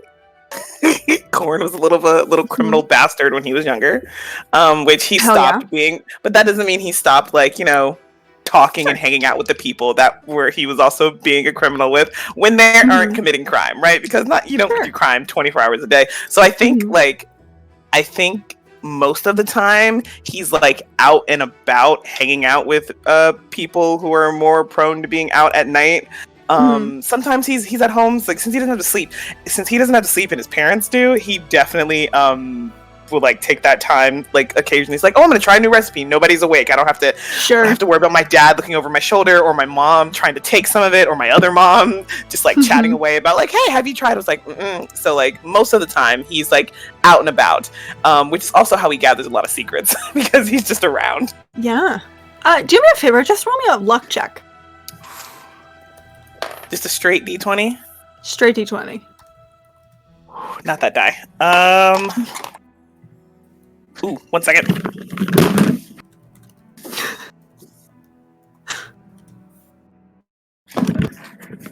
Sorry, there was a nice die that I liked that I remembered I hadn't picked up from underneath the underneath my dresser. That was such a dive. I was like, are you okay? 19. 19. All right, that's a pretty good roll, I will say. I think last night you were kind of, doing your thing, maybe like having a nice little meal out on a rooftop. And I would say kind of in the distance, there are other night owls here. Like people do mill about Kinward. But I would say with that roll, because that is a great roll, you would have seen a figure that you probably didn't clock at the time, who was just kind of like, wearing a dark cloak, kind of cold outside, making their way in that direction. And then there was like a little flash of magic. And then kind of walked away. And at the time, you probably didn't clock it, because like a lot of people do magic, a lot of people have stuff. There was no like loud noise or screaming or anything. But in hindsight, kind of weird. It was in the vicinity of the rune for Kinward. I saw something last night. Kalara whirls on you. You saw something. What did you see? Tell me everything right now. I didn't think too much of it. I don't have to sleep, so I'm up and about and eating or just hanging out, checking on things. I was up on a rooftop. I was eating something, and I saw like hooded figure, but it's cold. I also had a hood, and hooded figure. They were kind of walking in that area, and then there was a flash of magic, which again didn't really register anything nefarious because I've also flashes of magic, like lets off prestidigitation or something. Sure. And it wasn't anything major, like no loud noises, didn't feel like. But there was somebody doing magic in that area last night. Interesting. And this figure, did they go to Tideward? And you see Kalara kind of like reaches off in the other direction, pulls out another string. Someone's been fucking with this one too. What? At Tideward? You would know. They kind of like walked off in a direction. They could have gone to Tideward. They could have gone anywhere. But like they weren't not heading in that direction. Did they fuck with all of them? Well, the other ones seem okay. That is why we're kind of just like a little off kilter. That if they got all of them, that would have been really bad. I don't actually know where we would have gone. It would have been kind of fun to look at though. And actually, kind of like snapped. Focus, Clara. Focus. Right. Sorry. An experiment for another day. But no, it is just these two. It's why we fell a little short. Question. Accent. Sorry, this is a fight to the death. One of us will lose here. It's a game of chicken. No Jersey. Anyways, I have two questions. One, is it possible that it wasn't just the jump, and the jump just kind of gave them away, and they are still, out and trying to fuck with runes? And two, how can we, fix the runes so that we aren't fucked? Right. Okay. I mean, would have to see the rune to be sure what was done to it, right? Because there's a lot of things you could do to my very good and perfect, beautiful runes that I worked very hard on. I think, but if I go look at them, people are going to get worried because it is not every day that I, come up. We can go. Yeah. Yes. Would you mind? I would love to. We can definitely. We can do that. And you see, no, sorry. Go ahead. What are we looking for? Like, because we can go, but if you know the magic and others don't, it's just more time, and I don't know how much time is on our side. No, of course. Okay, so I will say, have any of you seen the runes? I would say you can if you would have wanted to, if it's something that you're interested in there, like Citra. Okay, so they are really big, like this big. And they are lit with like a kind of bluish magic. My magic. Lots of like arcana inscribed in them. That is, the writing is what makes it kind of hold together the way that it does. So really what you want to be looking for is if anyone has fucked with my writing. Or, I mean, the magic will probably not be glowing as brightly because clearly the magic that was used was not... It's like... Actually, kind of like... And clears her throat and goes, because a lot of the magic was used for the jump, and then it hasn't regenerated. And Clara goes, yes, that's what would I do without you? So they probably will not be glowing as brightly, but it is the writing in them that you want to make sure is intact. Yeah, it's really, it comes down to the writing to see what has been done, because that magic had to go somewhere. It just didn't go where it was supposed to. Well, maybe we start with Kinwood and see what's been done, and then we can check the others and see if similar signs are there. Does that sound like a plan? If there aren't similar signs, we should have people watching each of the runes moving forward until we figure out exactly what happened here. I agree. Yes. And you see Magister Kier Silvertongue, who's this kind of like lithe figure, hair of seaweed, kind of like this bluish skin. Leans. This is the representative for Tideward. Kind of like leans forward a little bit and goes, "I can have someone guard Tidewards so that nobody can get to it before you can." Do we think there's any benefit in waiting until the morning to investigate, only so that we don't raise alarms if suddenly all of the counselors and maybe some of the gods, kind of looks at Kalara, are rushing to the runes that hold us aloft in space? I think if anything, if we would like to keep time on our side but not raise alarm, it's if we want to go more so in disguise and not as ourselves, then possibly. Alternatively, disguise is all I can really think. Well, if no one's out, there's not as many people out at night. If we go, yeah, it is a festival night. So I mean, it was a weird festival night, but people kind of. I mean, you can go if you want. I can put on a hat. At the very least, we should have sentries. their immediate Yes, troop. I'm so sorry. Ventresses, I can put on a hat, just really derailed my train of thought. Yeah.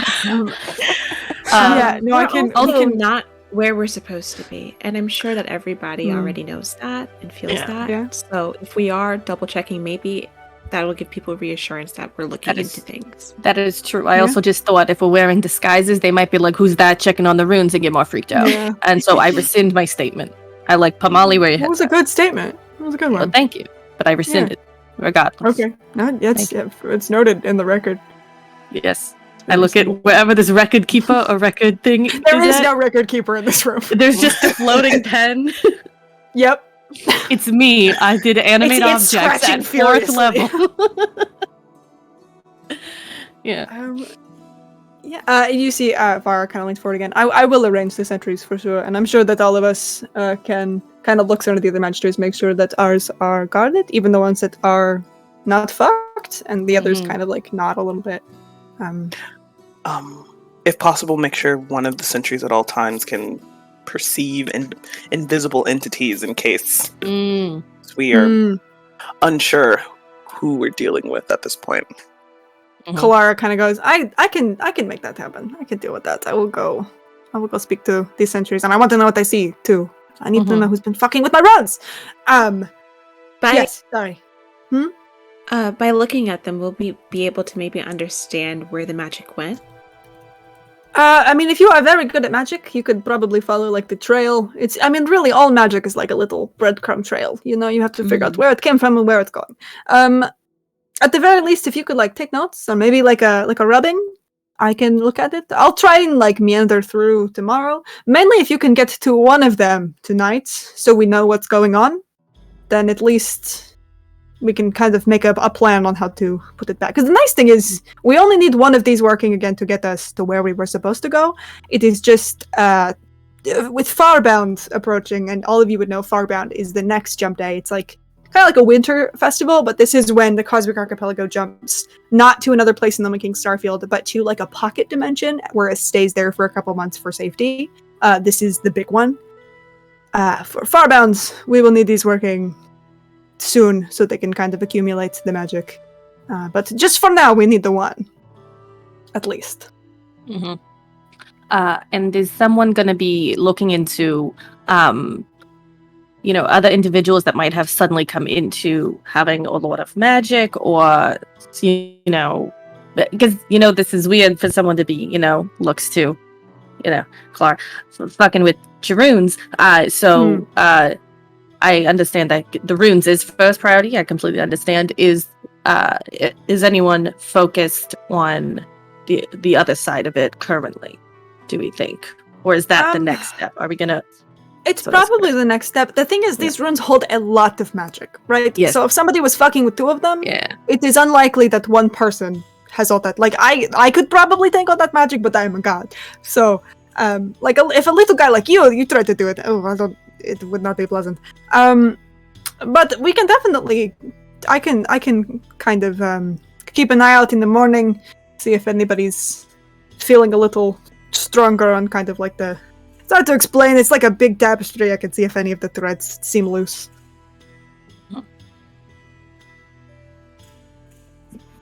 Victor's kind of like nods. Right. Okay. Right. Well, it seems like we have something of a plan. Yes. Yeah, we have a plan. We don't have a plan B, but that's fine. We can. We need a plan B, or can we just execute plan A well? I can execute plan A excellently. Excellent. Wonderful to hear. You see Atron kind of like nods you guys and goes, right, okay, well, I'm gonna go figure out how to get our supplies here, or like kind of pass a message to the people who are supposed to meet us there. You guys, this feels like it's in good hands. Man, it's tense in here. Okay.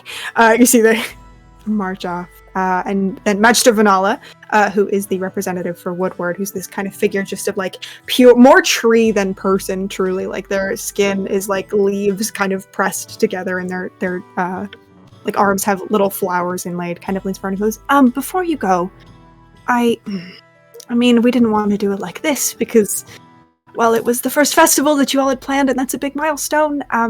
But now it seems kind of, we got you gifts.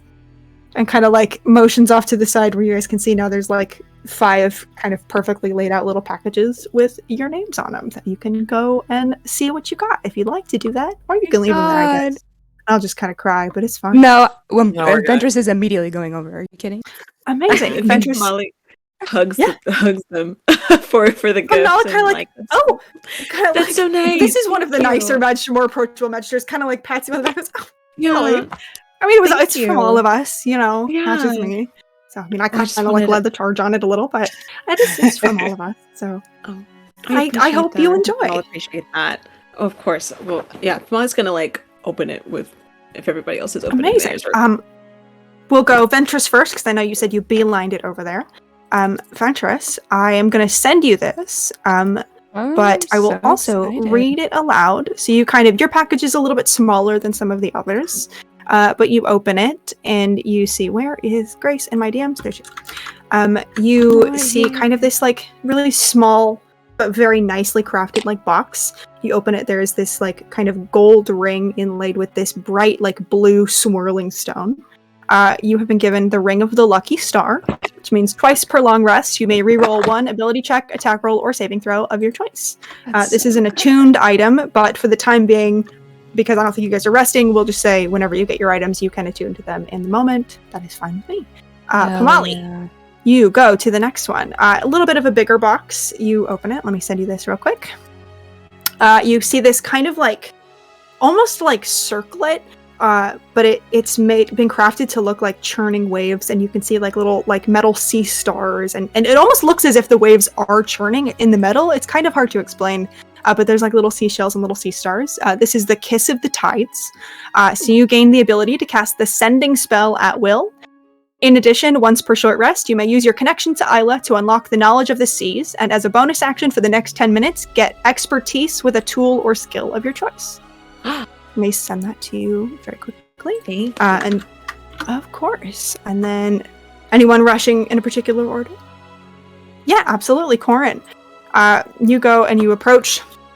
It's also kind of a smaller box. You open it up, flip it open, and you see there is this like intricately carved compass that looks to have kind of like, I don't know what it's called, but you know how people like illustrate gusts of wind and that kind of like swirling pattern? You see that, and inlaid is the name Wind Speaker. So with this item, you gain the ability to cast Fly on yourself twice per long rest, and you are resistant to falling damage. And if you don't already have it, which I think you might, you get the cantrip Message. Resistant to falling damage? You're resistant to falling damage. You're so powerful. I'm going to put this in the main thing because I'm having trouble finding people in my DMs because I can't read. Amazing. Willow or Wilda, do you have a preference on who goes next? Wilda's prepared to go last because it's walking slowly in slow motion, which is extra slow. So, hey. You're so valid, and I love that. I think that's a powerful choice to walk in slow motion. Amazing. So we'll go Willow next. Willow, you kind of open up this like kind of longer box. Inlaid, you see there is like a gold necklace at the center. It's very simple, but there's kind of like a coin that's been imprinted with what you would recognize as an olive branch. This item is called Olive Branch. And a number of times equal to your proficiency bonus per long rest, you can encourage someone to do their best. When someone you see or hear within 60 feet makes an attack roll, ability check, or saving throw, you can use your reaction to add a d6 to the roll. If they succeed with your help, you also gain a d6 to use on your next attack roll, ability check, or saving throw. Nice. Put that in here. And finally, last but not least, we have Wilda.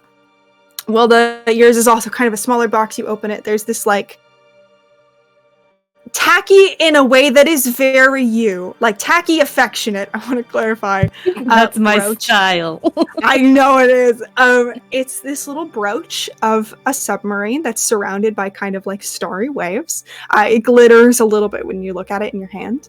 And while wearing this brooch, your armor class can be no longer than 17. This is the brooch of the captain, and you gain expertise in a charisma-based skill of your choice.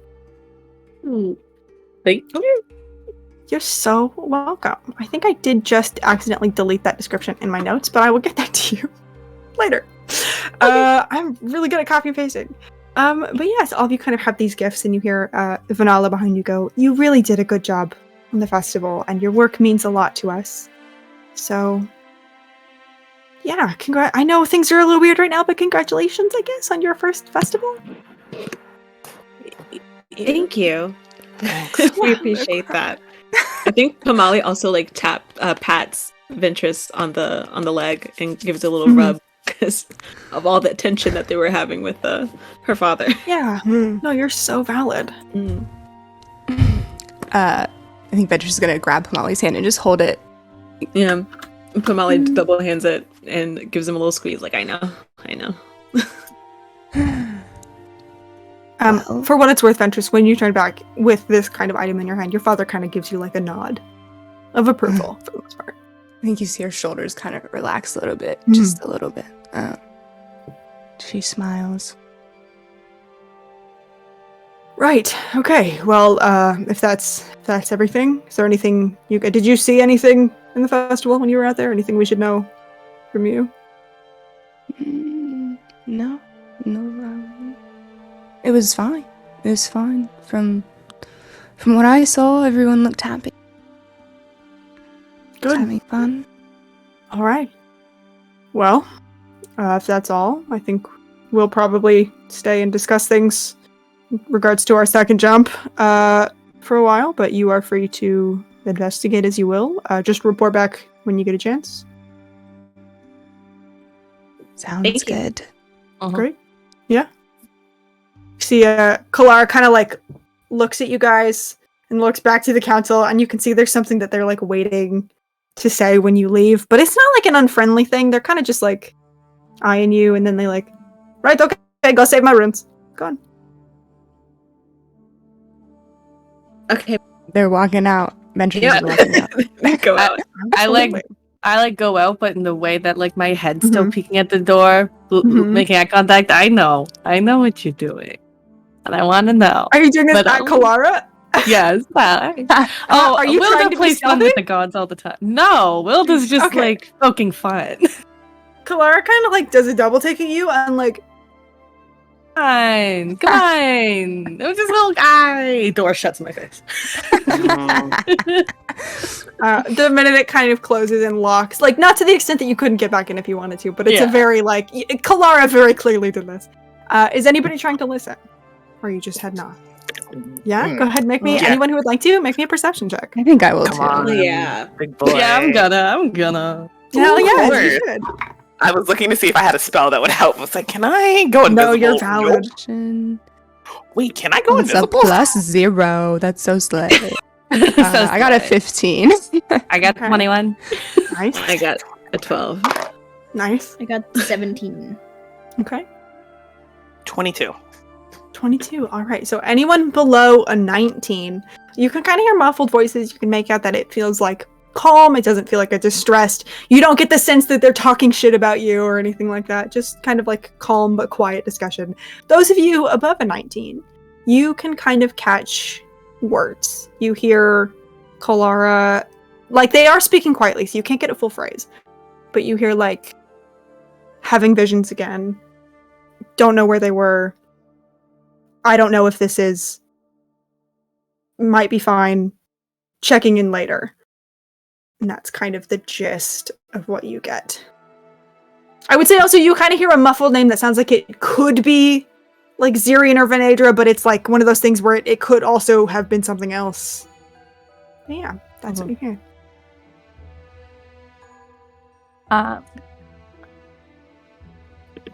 looked to the other people that were listening, and then once I got my snippet, walk away from the door, and then whisper, I don't know what y'all heard, but from what seemed to be said, they also had information on the having visions, which I know wasn't brought up, but it wasn't my information, that they don't know quite what this is, as we know. And I heard could be fine, but it was part of a situation, but it feels this is quite serious.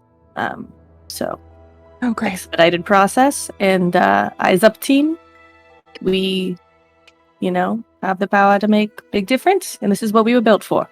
They up. Yes. Okay. Right. Okay. Well, sounds like they're dealing with that. Maybe for right now, we just focus on the runes and we'll circle back to that once we get these runes fixed. So, Kinward is where we're going first? Mm-hmm. That's closest, correct? Mhm. Okay. Yeah. Awesome. Let's do that. And just with the gifts that you've given us, James, I think that Pamali just starts kind of like ranting off about like how great the festival was and how every single person, she kind of says the great thing that they did that helped put everything together, and just starts getting really passionate talking about it all and how fun it was, and just trying to like give everybody like a good, like, we did a good job today. So she talks for like 10 minutes straight, and I'm gonna do inspiring, wait, what is it? Is it inspiring leader? Inspiring leader. Nice. And give everybody 16 temp HP, just in case. As we're doing like precautionary measures, Corin is gonna pull out this like big fucking like when there's a pause, is gonna pull out this is gonna pull out his spell book. Like he like you know he's picked up some things in his phone and is going to hand it to each of you to write your names in it. The first time one of us drops to, actually I think it's one of y'all. The first time one of y'all drops to 0 hit points, you pop back up with 1 hit point instead, assuming you aren't outright killed. So like 1 get out of jail free card for one of us. Nice. Perfect. Question, as we were all like doing precautionary buffs. Apparently I can cast Sanctuary at will. Does that mean I can cast it on all of us? I believe Sanctuary, correct me if I'm wrong, is concentration. So I think you can only do it on one person at a time. It doesn't say that. It is not a concentration spell. It's not a concentration spell. That's an excellent question. I'll tell you what, I was gonna throw it to our break anyway. But I'm gonna do research. So we're gonna take a very quick break, come back, don't change that Twitch channel, join us in about 10 minutes. Ayo. And, yeah, let's figure out what the who's fucking with her runes. What they do with the runes? Fucking with the runes.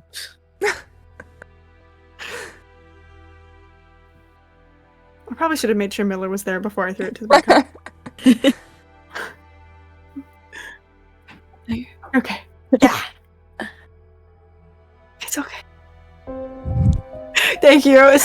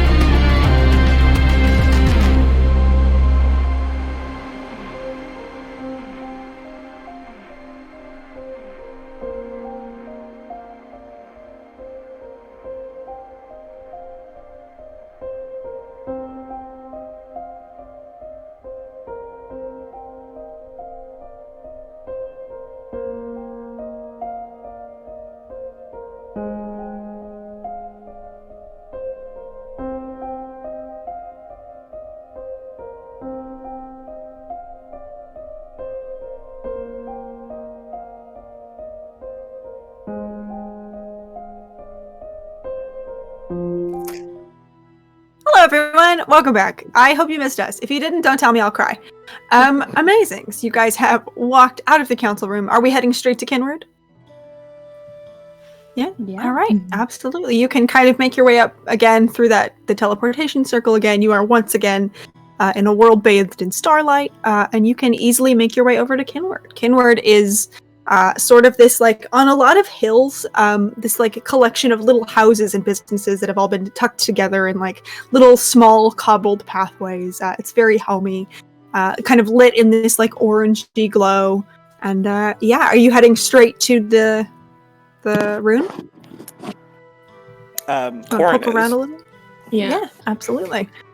You can kind of easily, it's towards, like, the back, like, center of Kinward, so it's a short walk, but you're walking through, you can see kind of people milling out and about, kind of talking to each other. It's the end of a festival day, so there's a lot of people who, like, maybe are a little tipsy, kind of, like, laughing in the streets, walking through. You see a lot of very sleepy toddlers walking hand in hand home from the festival with their parents. And yeah, you make your way to the rune pretty easily. The rune is in the center of like, the central, like, plaza of Kinward. It's this big, beautiful open space. One of the biggest spaces in Kinward because everything is so kind of, like, tightly tucked together. You can kind of see, like, it's up against the mountain, so there's, like, kind of the beginning of the mountain that leads to Cloudward up here, and then lots of, like, tall lampposts and, like, flower boxes. And set directly in the center of it is the rune. You can see, like Kalara said, it is not glowing as brightly as you know it should be. But I mean, you don't see, there's like a guy like 20 feet away kind of just, like, enjoying the view, who, like, looks at you and waves a hand a little bit, but other than that, nobody really around. Yeah. And it's what time of the day? What time of the day is it right now? Yeah, so it's getting pretty late. The festival began at dusk, and it's been a couple hours. So honestly, I would say between the meeting and the walk, it's probably getting close to, like, I don't know what dusk is usually, like, what, 6? It's probably getting close to, like, 11ish. It's getting late. Okay.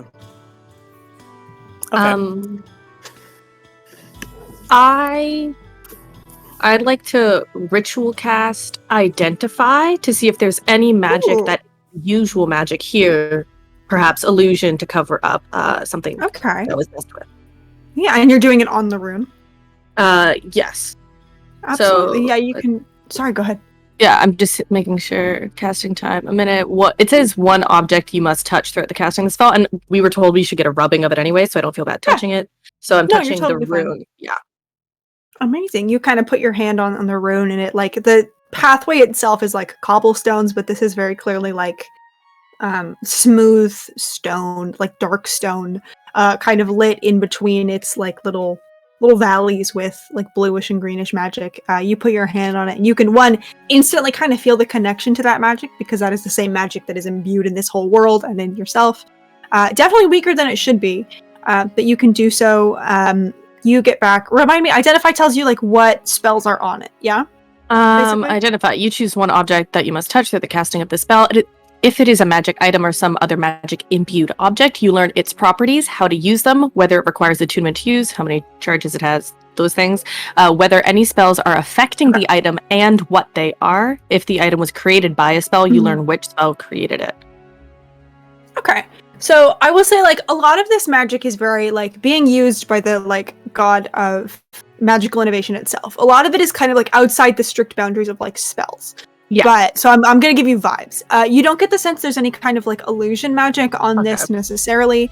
You also don't get the sense that like whatever has tampered with it was a spell. Like nothing was cast into it necessarily.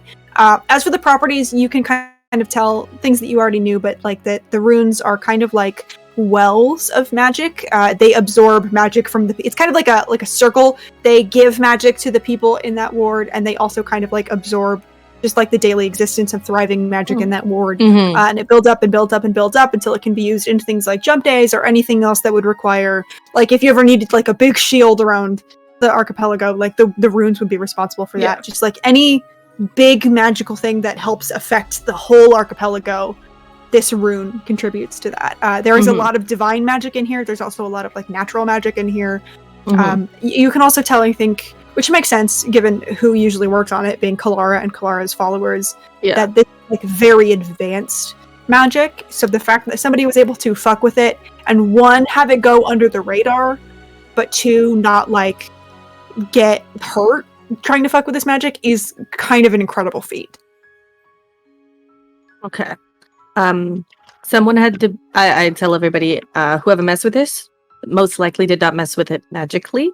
And whoever did had to be quite adept to mess with it without hurting themselves or creating something very large that made it very obvious that it was messed with.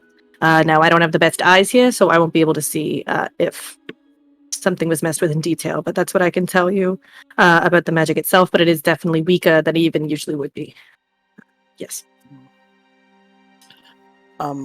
While the casting's happening, can Corin talk to the person that's like about? Yeah, for sure. Does Corin recognize? If you'll let me, I think Corin pretty much has passing knowledge of everybody that's like in where it's like, oh hey, like even if I don't remember calling him, like oh hey, we've talked before. Yeah, you kind of see, this is, what's this guy's name? This man's name is, I'm on a generator and all of them are bad. This Callan. is, sure, Callan, yep. You kind of see this guy is kind of made of like, their hair is like foam, like sea foam almost a little bit. They also seem a little wasted. They're like stumbling a little bit. You see they look up and they're like, hey, Gorin! Hey, Callan. How's it going, man? It's going pretty Festival good. Day. Festival Day. Yeah, listen. Yeah. What was that? Were you out here last night by any chance? I mean, I was kind of... Were you out and about, like, around here last night? You know, pre-gaming before Festival Day? Or anything no, like that? the night before pre-game, I don't know, man. I'm getting kind of old for that. You know what I mean? Fair. Fair. Yeah, no, I mean, I was, like, in my house, you know? And then I, like, made dinner. And then I, like, went to sleep. And then I, like, woke up this morning. And then I, like, ate food and, like, pre-gamed then. And then I, like, went to the festival. And then, what was your question? But now I'm here, dude. It's you and me. Well, I just wanted to check in on you. I got some work to Yeah. do, counselor stuff. Are you feeling okay? You want me to fix you up? So good. Does the feeling good? island normally spin like this? It's fucking sick as hell. All right, well listen, Mhm. if tomorrow you feel like absolute crap because you drank too much, just come find me and I'll, give you a little Okay. fix up, all right? Can Nice. can I insight check this person? Does this man look like inebriated or like they've been like placated, like so that they haven't been able to Oh. spot anything going on? Yeah, what kind of check would you like to make? Such a good question. Can I make an insight check? Sure. 28. 28. I think looking at this guy, it's pretty clear. Like, his cheeks are flushed. Like, he does look pretty fucking wasted. Like, you think they have been drinking. I don't think you get the sense that anything is, like, Magically funky necessarily. charmed But I or think you anything. do. Right. I think you do pick up, though, on a little bit of, like, underlying worry. I think you get the sense that, like, yes, this guy has been drunk for probably hours at this point. But probably also has picked up on what's going on and has been lurking in the area, like, just in case. But I mean, like, I think if Cora knows this guy, you probably nice guy, kind of like hangs around. Yeah. But yeah, it doesn't seem like enchanted or anything like that. Okay, cool. That's all. Yeah, a great question. Can Ventress look around, like, just the Sure. very close area, just look, like, for anything, like, someone might have dropped or might have messed with outside of the rune, or is it just the rune? Sure. Make me, I would say, either a perception or an investigation check, depending on how you are looking. I'll do an investigation. That is that's a 10. 10? Okay, I think you're kind of like, look, so you're looking around the rune, right? Not at the rune? Yeah. Cool. Yeah, right, or in the general area. Yeah. Yeah, so I think you don't see, like, a note or anything like that, and I don't think you catch, like, footprints. What you do see, weirdly, kind of off in the corner, just, like, sitting and staring at you, is a familiar little cat. It looks like it's made of, like, kind of fire and, like, smoking rock. This is Comet, the cat that you met in your preparations, just kind of looking at you.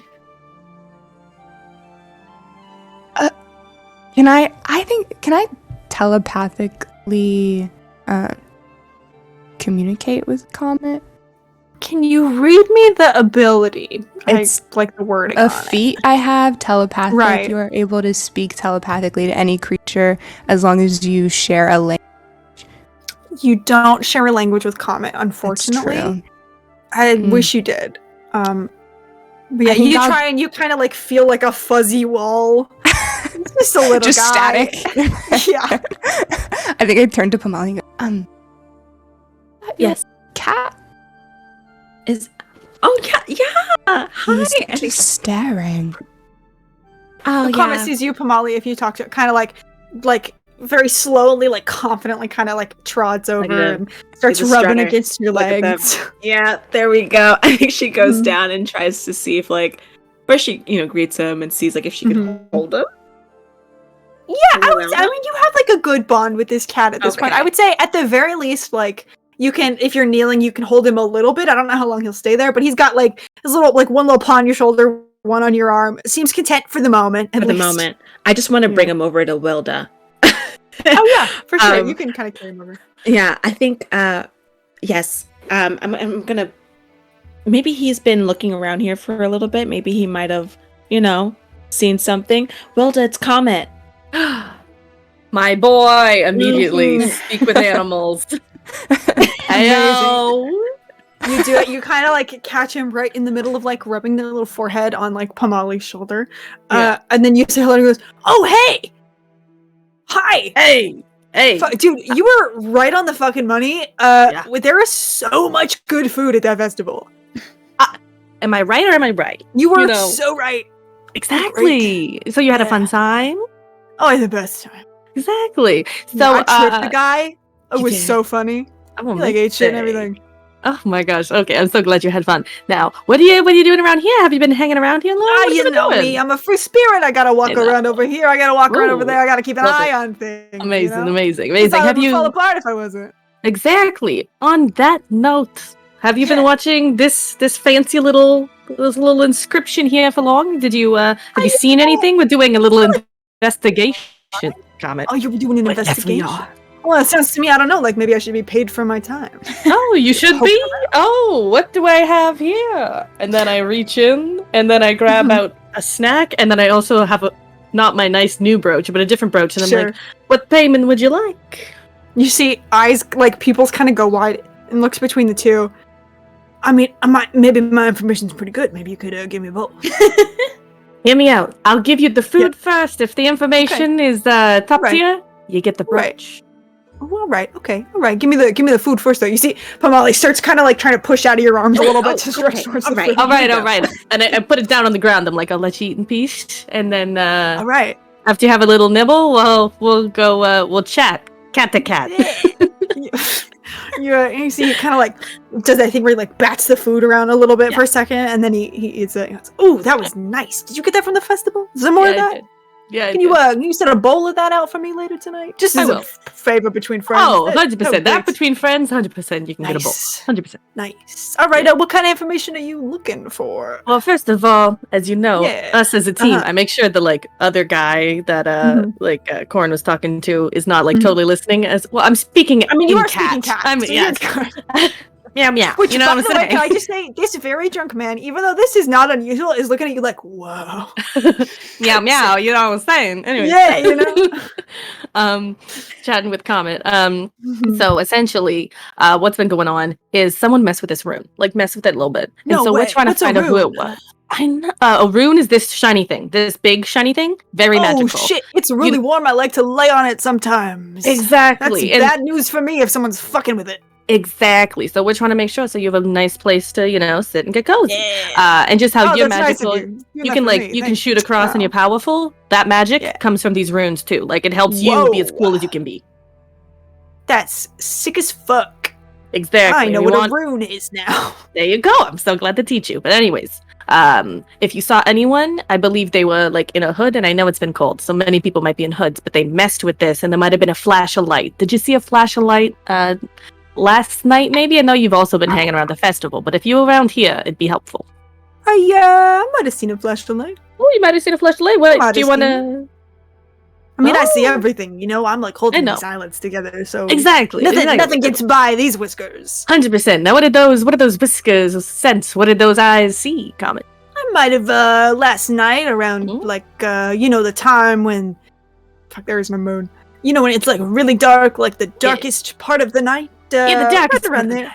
Yeah, that's the time when I'm the most alert. I'm not like. Nope. I was gonna say I'm not like other cats. I'm different, but he can't say that in canon. I might have seen like a guy in a little cloak. Maybe I might have seen him come kneel by this big shiny rune, as you call it, and I don't know, do some scratching on it. I don't normally see you guys trim your nails like that, but he had some kind of like big sharp thing.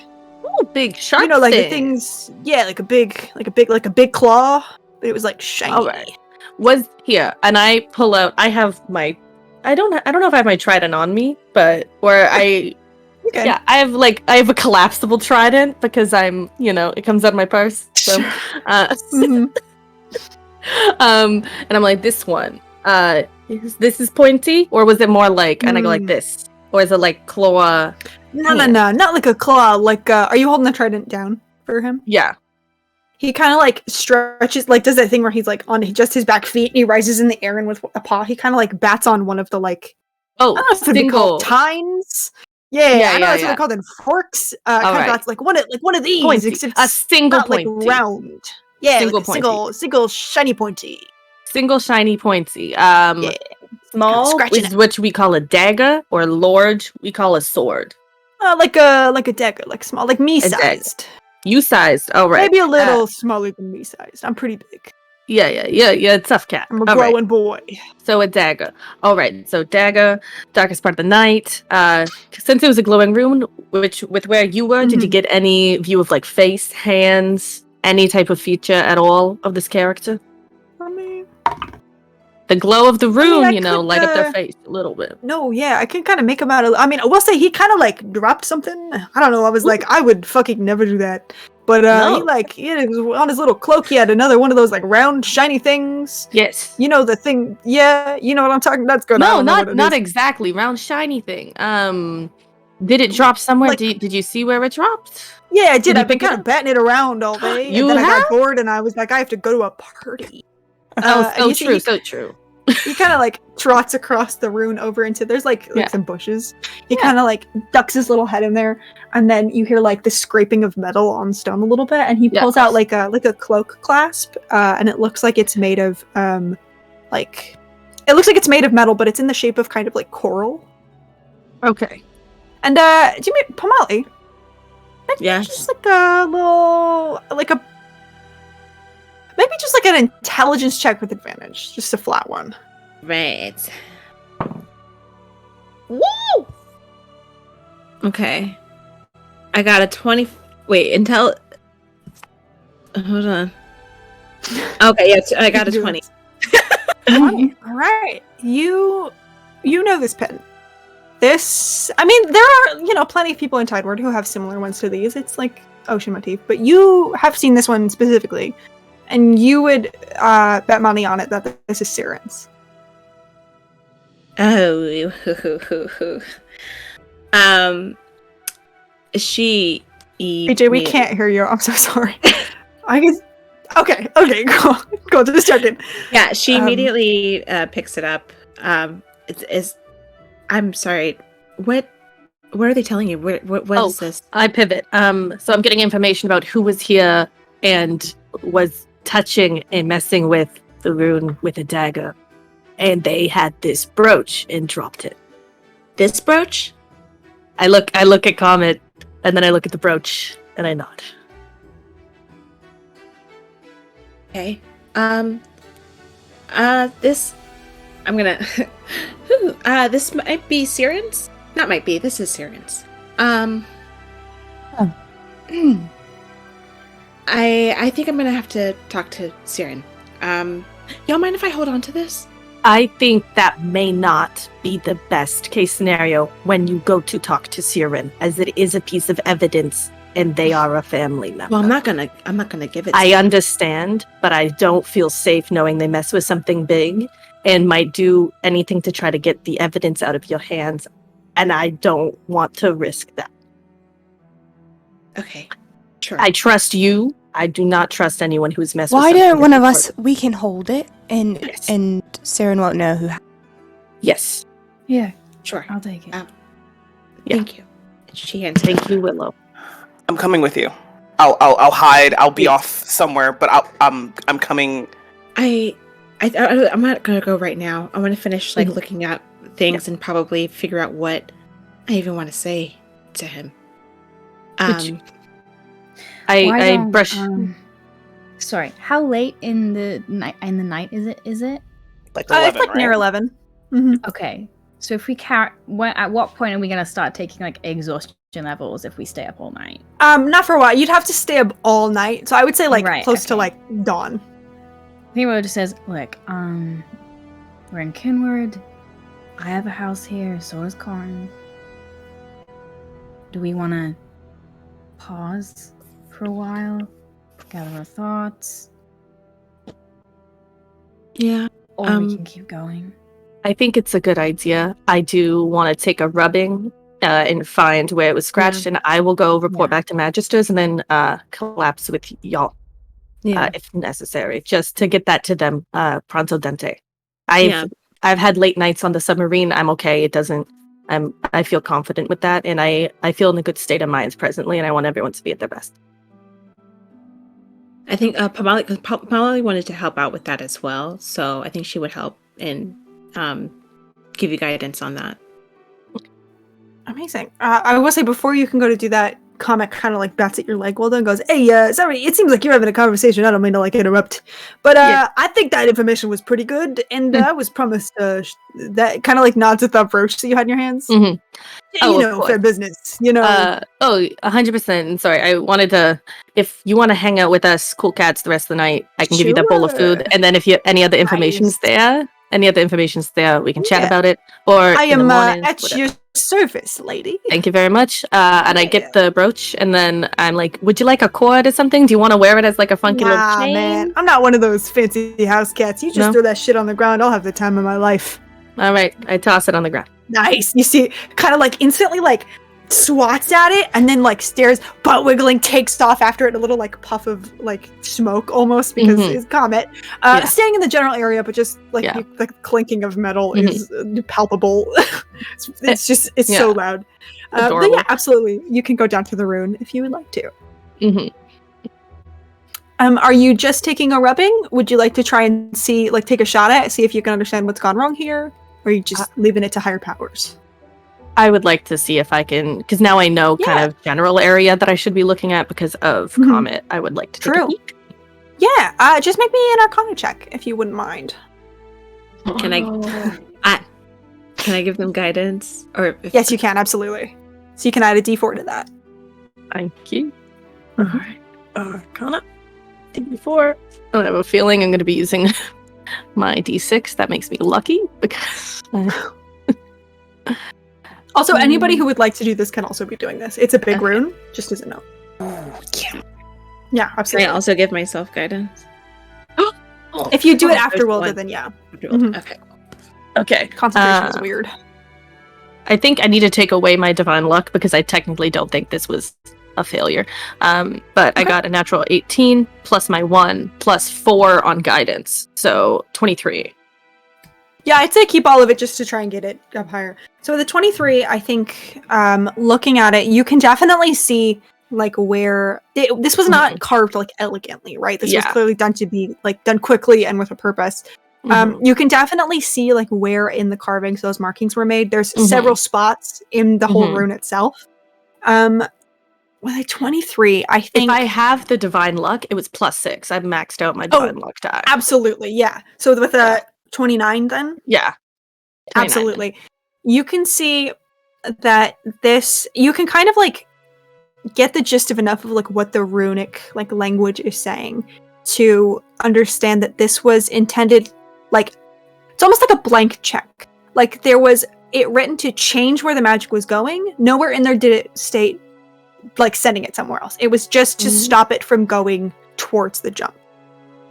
You can also tell, I would say with the 29, this was done by clumsy hands. This is not somebody who like is experienced in rune work necessarily, which makes it kind of weirder that this went off so well. But also I think you would be able to gauge that because it didn't change the magic being held in it at the time. The reason why nobody could tell something was wrong with it is because it wasn't until it was going to be sent somewhere else that it reached the issue.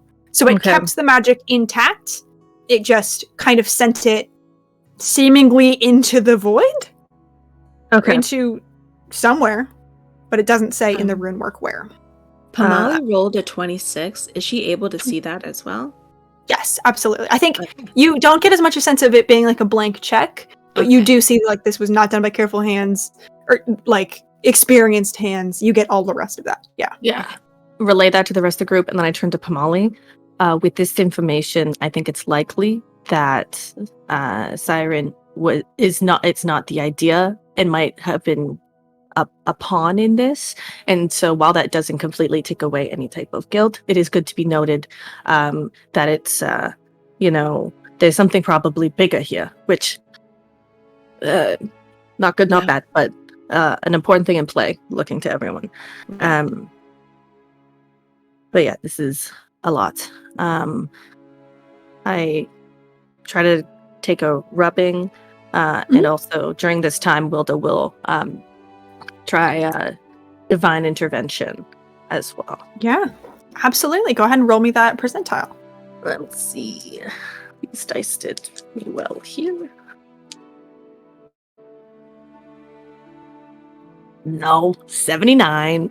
That's okay. That's all right. You kind of like feel the presence of divine magic, but it's not quite enough to like summon the full attention. It's been a long day. They're busy. You know, it's not personal. Yeah. Amazing. Are we doing anything else at the rune? By the way, that guy has fucked off. He's not paying attention anymore. He's been like, it's in capable hands. I gotta take a fucking nap. Okay, cool. I was gonna ask, is he still here? Has he heard this whole thing? Because Nah. You're good. we can deal with that. In a nice way, nobody's killing anybody. You're so The way it came out, I was like, oh, gonna take care of him. okay. Go ahead. I was just gonna say Molly was feeling tired, but if there's something that you wanted to do here, like, go first. Oh no. Corin was just gonna be like, so are we just gonna hunker down in Kenward and go for it in the morning? I'm sure there's some great food and drink at my place, or we can go to yours, Willow. Whatever works.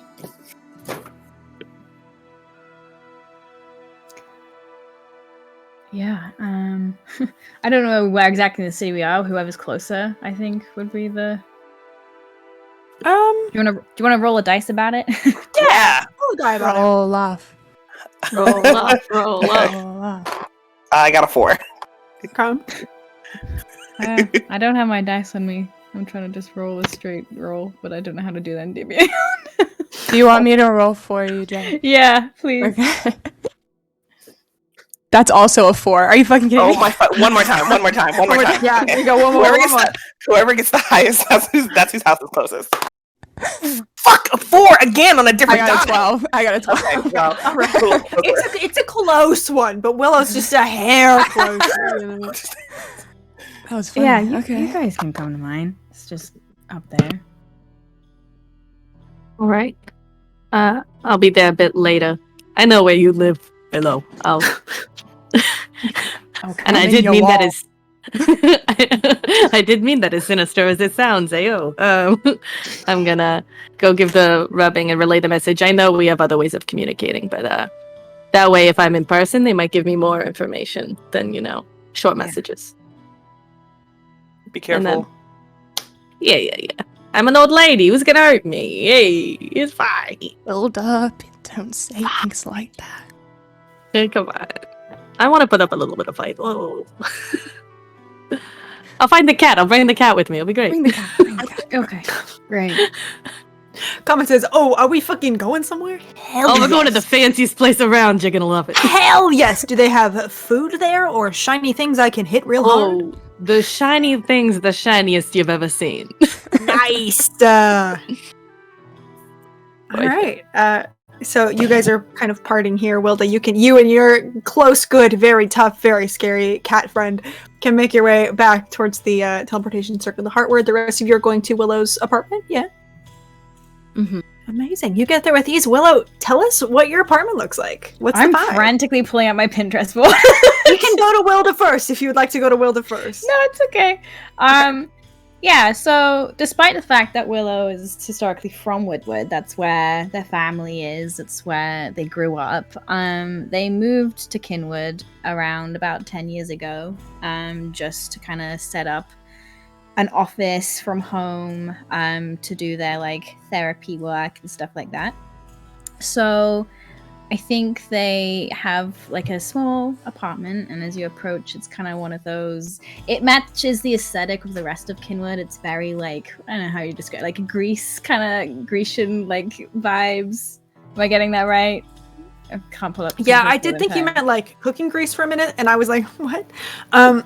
It's not Grecian. On the it is walls. Grecian. Yes. Yeah, just really Nice. tiny. No. Slick. Yeah, Yes, so it is yeah, very Greece-like. just like white shutters, and I think you can immediately tell like which apartment in this like small block is Willow's, because it's just covered in vines and ivy and like plants like sprawling out of like every window that's there. And there's just like a cute little staircase that goes up to it that Willow will like spend a few minutes like fumbling with the lock and then open for you. After you guys.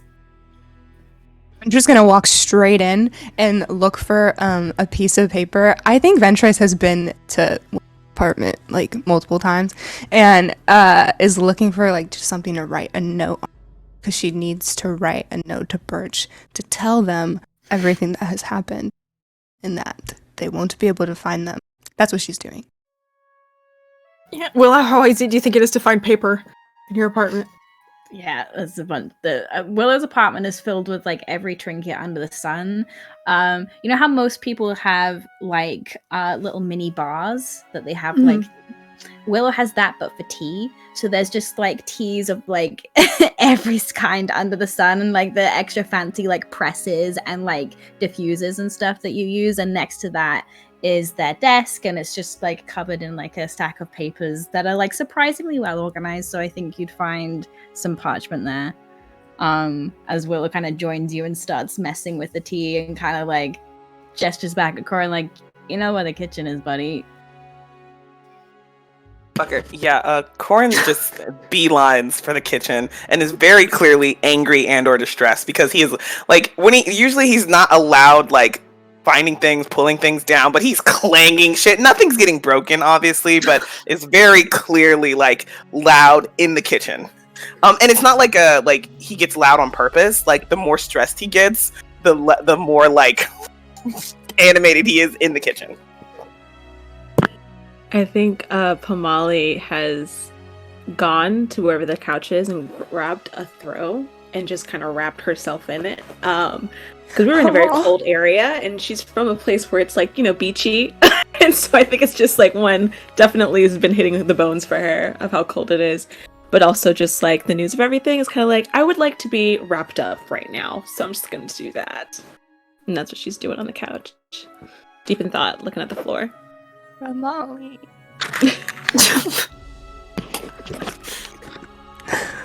Amazing.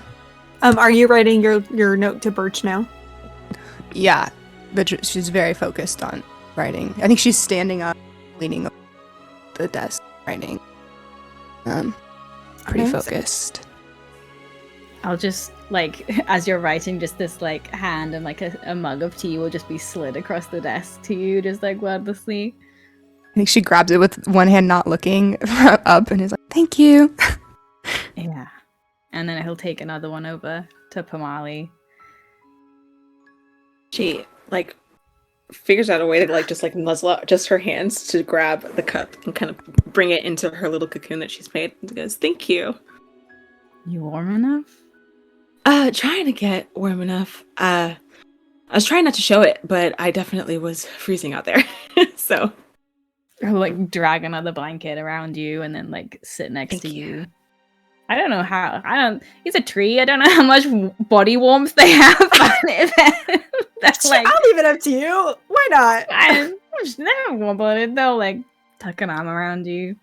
Yeah, she'll lean into it. She's just, yeah. It's a lot that happened in the past. What has it even been an hour? Yeah. Yeah. Long day. Some sleep will be good. Oh yeah. Immediately kind of like gently untucks their arm and is immediately up and like being the host and like getting like bed set up. Like they have a 1-bed apartment, but the couch probably pulled out. They're pulling down like, you know, pillows and blankets and stuff and just making the area as cozy as possible so that everyone kind of has a vague place to sleep. There's like an old armchair as well that he kind of pulls out. And there were only 2 beds. Oh no, what do we do? Oh, beans. Oh, boy. Yeah, whoever wants to take the couch, feel free. As long as you're in my bed and whatever, like, make yourself comfortable, guys. I'm sorry, it's not super big, but It's perfect. I'm gonna work out here, so I'll probably sleep on the couch. Well, I just need to. There's paper here and everything. Yeah. okay, I'll take the couch. that's fine. I think Corin comes out with like really light, so it's not a heavy food for you to fall asleep with. Everybody, if it's okay, Chess, if it's okay for me to say, I'm gonna say that like we've been like Corn has been here enough times that like he'll keep a stash of like ingredients. Like, we'll wind up together and have some. So for everybody's like light snack, everybody's favorite light snack is on like a little tray. Whatever you think it is, Corin has whipped it together and is putting it in front of you. And he'll grab like the pull out chair or the floor or whatever. He'll go wherever anybody isn't. But I think he'll say to Ventress, how long are you going to be up? I don't know. I have to make sure that everything is okay. And Pomoli's brother, we don't have to talk about that right now. Yeah, we don't have to. We don't have to. Pomoli, are you cold? You look cold. Mm-hmm. I think Ventress will take her like cloak off and like wrap it around Pomoli and just kind of like tie it in the front and be like, okay, we don't have to talk about anything. Thank you. I feel like her movement is so restricted now because she has like 2 big blankets on her and now this other wrap. And she's like, I'm feeling much better now. Thank you. I don't know if I can move from this spot now though. So I'll just... Oh, sure you can. I can unwrap it. You can just... okay. I can wrap you up anywhere you want to be. Okay. But I'll be out here. Yeah. So I can sleep anywhere. Honestly, I'm so exhausted from it today. I'm just gonna probably knock out. So that's great. I've slept in when I've been house sitting before. I've slept in beds very comfortable, so comfy. I think if you. And it's been a really stressful hour. A lot of things being revealed. So maybe a bed would be the best. I'm keeping the lights on in here because I'm writing a lot and I need to make sure. Yeah. So if you don't want to stay up, I feel like Pomoli has just like. I feel like this entire day for Pomoli, she's like, everyone's acting so weird. She's like, you know what? I think I'm also like squinting a little bit. I think Pomoli's like, okay, I actually am gonna go. Willow, can I borrow something to get? I just need something to sleep in. Yeah. I appreciate it. Thank you. And she's gonna go change and get ready for bed. Willow's gonna look at Ventress and just narrow their eyes just a little bit. She's gonna just like bite back a little like nervous smile, like, I just thought, that you guys would be more comfortable in there, Mm-hmm. I kick when I sleep, so it's, you probably don't want, I think it's, I'm aware, actually, yeah. Very fidgety. Okay. Yeah. I need to send this to Birch. To Birch? Yes. Okay. Because Birch isn't going to know where we are. And they're supposed to be home in like a couple days. Well, it seemed as if... What was the goddess's name? Who Which one? was doing... The constellation. Magic? Atrin, the other one. Constellation Kalara? is Atrin, magic is Kalara. Yeah, I mean, it looked like Atrin had at least an idea of where we had gone. I know we overshot the mark, but at least we have a location. And I don't know if it'll probably take Birch a little while longer to get back home because of the new location. So yeah, it'll be fine. She's very good at navigating. Mm-hmm. Okay. I need everyone to stop saying it's gonna be fine. It's gonna be. Don't know. What would help you instead? I don't know. Everyone's doing their best. That's true. I probably just need to sleep it off, but... Probably. So maybe you should put the work down and take a nap on the couch. I will take a nap. And then we will get up and I will continue working. I'm gonna nap about it first. Okay. That was a good idea. Yeah. Yep. Alright. Ventress, I'm can you do me a favor before you go to sleep? gonna take my shoes off, if that's what you're gonna ask about. That was not the favor. Oh. What?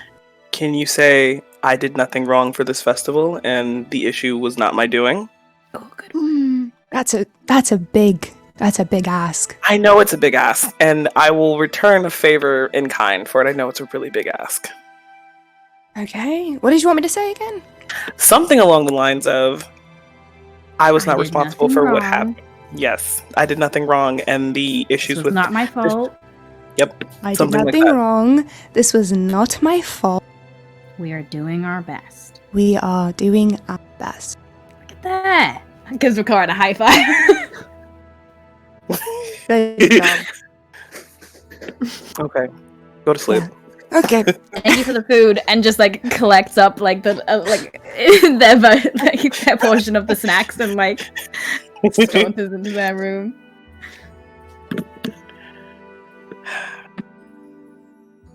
Amazing. Adventure's Are we gonna take her settling shoes in? off and just get into bed. Like she was gonna work more, and I think as soon as her head hits the pillow, she's gone.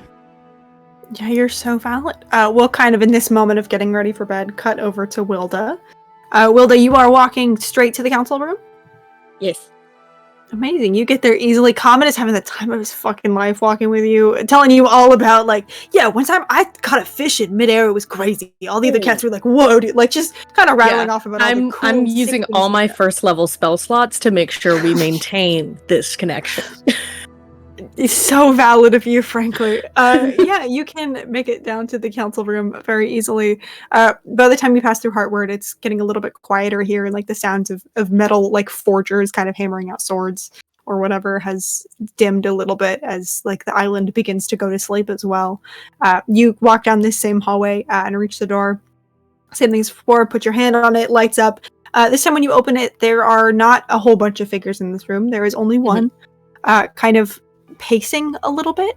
You recognize this is Kier Silvertongue, the representative for Tideward. Just kind of hands folded behind his back, seems to be walking just back and forth. But here's the door open and looks and goes, "Oh, Wilda, hi."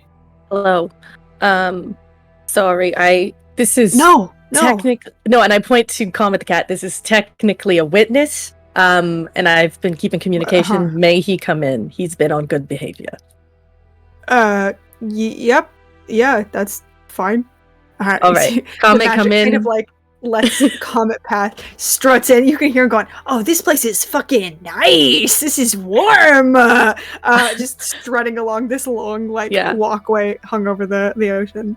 Just don't touch things in this room. Thank you. Okay. He's like halfway through rubbing up against one of the chairs and looks at you and goes, "Is this okay? That's it's gonna fine. smell like me. Is that gonna be a problem?" No, just no batting. No batting things. Nothing. Okay, all right. I'll do my best. If just don't you throw anything shiny at me. I can't help it. If you need something to play with, I'll give you a brooch. But just have a look around. Okay. I turned to Kier.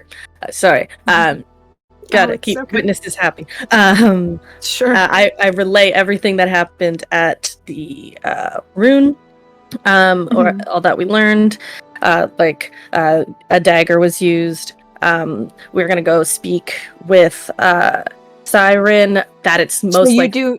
Just to clarify, you do name him to Kier. I think I don't name yet. It First, I want to kind of have a little bit of insight of like.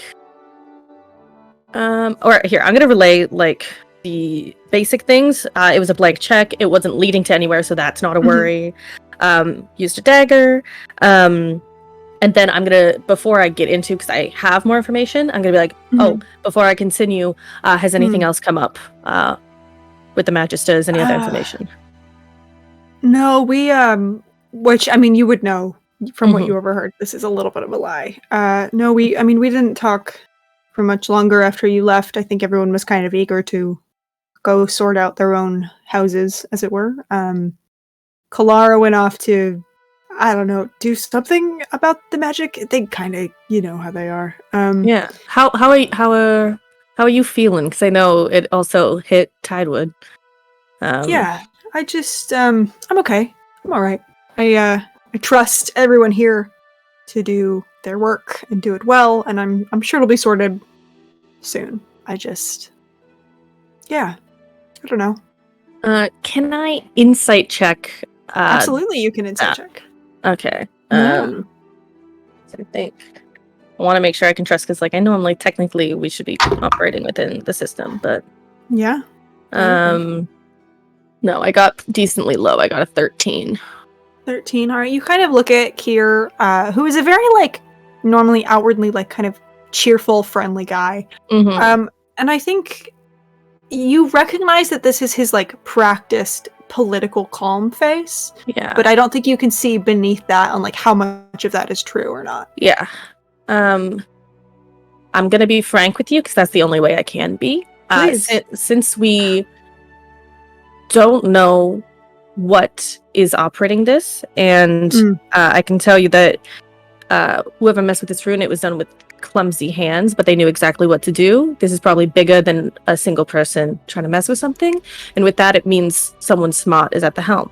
With that said, I don't know if trust is a shaky thing. I don't know so much about individual people, and I just think that I want to be able to trust you as you are here right now, and I want to relay as much information as possible. But I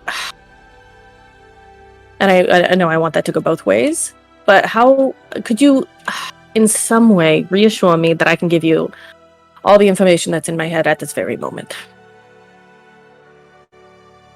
Well, I mean, you've known me for the last few years. I would hope that my actions have shown my trustworthiness. However, I think it is very keen of you to be aware that, with something big at the helm of this, it could be anyone. I mean, to that respect, I think I can only really give you my word that I would do anything to protect this place and its people and had no knowledge of this. I wish that I could share everything about everything with you. I think there are some things that my fellow magisters would, at least at this time, prefer be kept in confidence about a great many things. Not from a lack of trust, but just from, the position that we're all in. Understand. Yes. Some things I think are bigger than us. Understandable.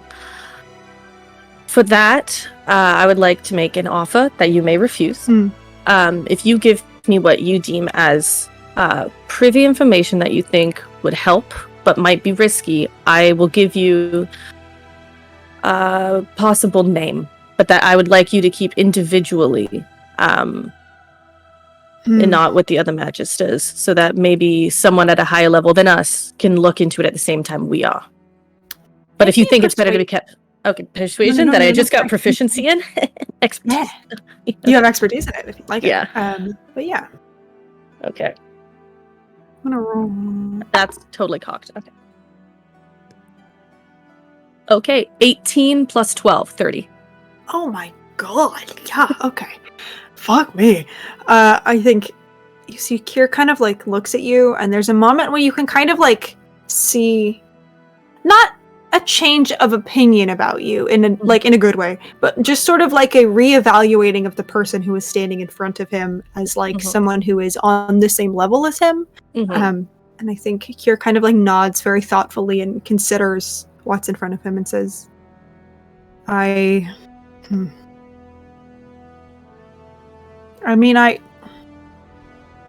it's a matter of the gods, and I don't know what I'm at liberty to share with you. I don't know what is within my purview to decide what is shared with you.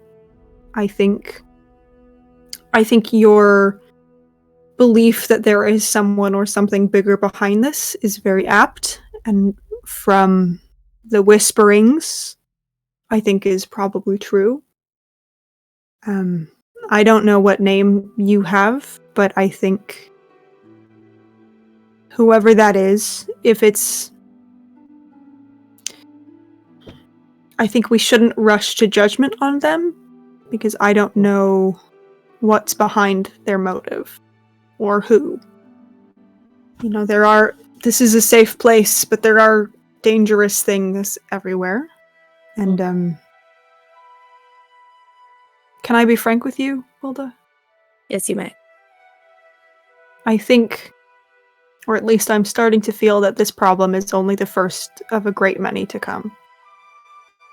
And I don't know what that will look like. I had a but feeling. it's like a little bit of rain before a bigger storm, I think. So, Yes. I will actually say I would like you to keep that name because I recognize that I haven't been very specific. You have been very helpful, though, and if at any time that changes, the name is yours to take. That being said, since it is not within necessarily my ability to disclose with you, I would advise you or anyone who may be looking for answers to take it up with people who are, perchance, people on the same level. Kind of squints at you. Do you catch my meaning? Well, that takes a deep breath. Not often super high thinking, a lot. Understandably, keeping an eye out on those with high skills and perchance positions of power. Great. Dare I say divine power? Divine. Understood.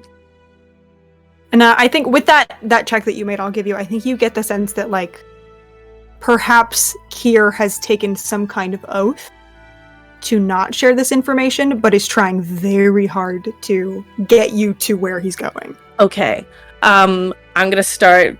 Wilda being excitable, and the grandma is like kind of going into Pictionary or charades mode.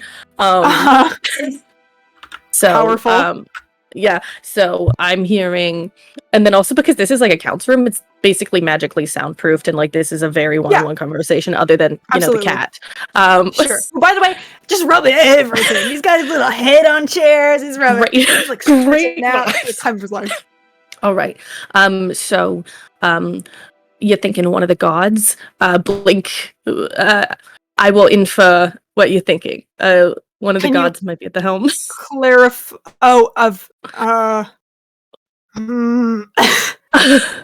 I think. I mean, or not. Shit, this is so bad at riddles, huh? No, you're so valid. I'm trying to figure out what he would be able to say. I can do riddles if that helps. That can make it. It's been a long day for riddles. I'm sure you're great at them. I think you'll probably have more luck getting information if you ask someone who can talk about it. I will go straight to the source. I will. Okay. So I will have conversations with the big ones. Okay. But I didn't say anything? I was talking to the cat. It's fine. Yeah, the cat. He's not gonna, like, pee in here, right? Oh, no. That's the classiest cat you've ever seen in your entire life. Comment from the back of the room goes, "Hey, I'm not supposed to pee in here?" I go, "You didn't, if anyone asked." All right, yeah, I get you. I'm with you. And I'm like, oh, shit. And then I go, thank you for your time. And I always had a feeling I could trust you. Thank you very much. Yeah. Counselor. Yes. Be careful out there. Yeah? You too. Thanks. Kind of like reaches out almost as if to kind of like squeeze your arm and then like falters a little bit. And then nods. Yeah. If you need me, I'll be in Tideward shortly, so. I like look to where the arm squeeze was about to happen, knowing like a very like reserved and mysterious. I'm like, see you in Tidewood. See how this floats, and hey, if need be, you got a spot on my submarine if we need to go waterbound. Great. I'd have to take it up with my wife, but thank you. Yeah, come with. I'm sorry. Dinner party. Let's go. All right. Oh, great. Yeah, I'll talk to her about it. Perfect. Probably after the jump is finished, though. 100%. Yeah.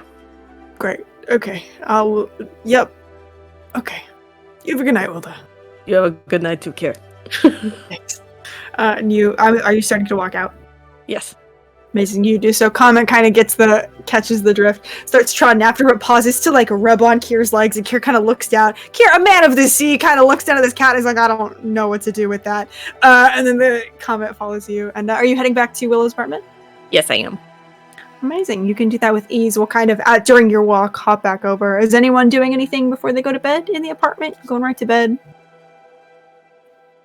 I'll just like softly knock on the door before I enter where Pamali is.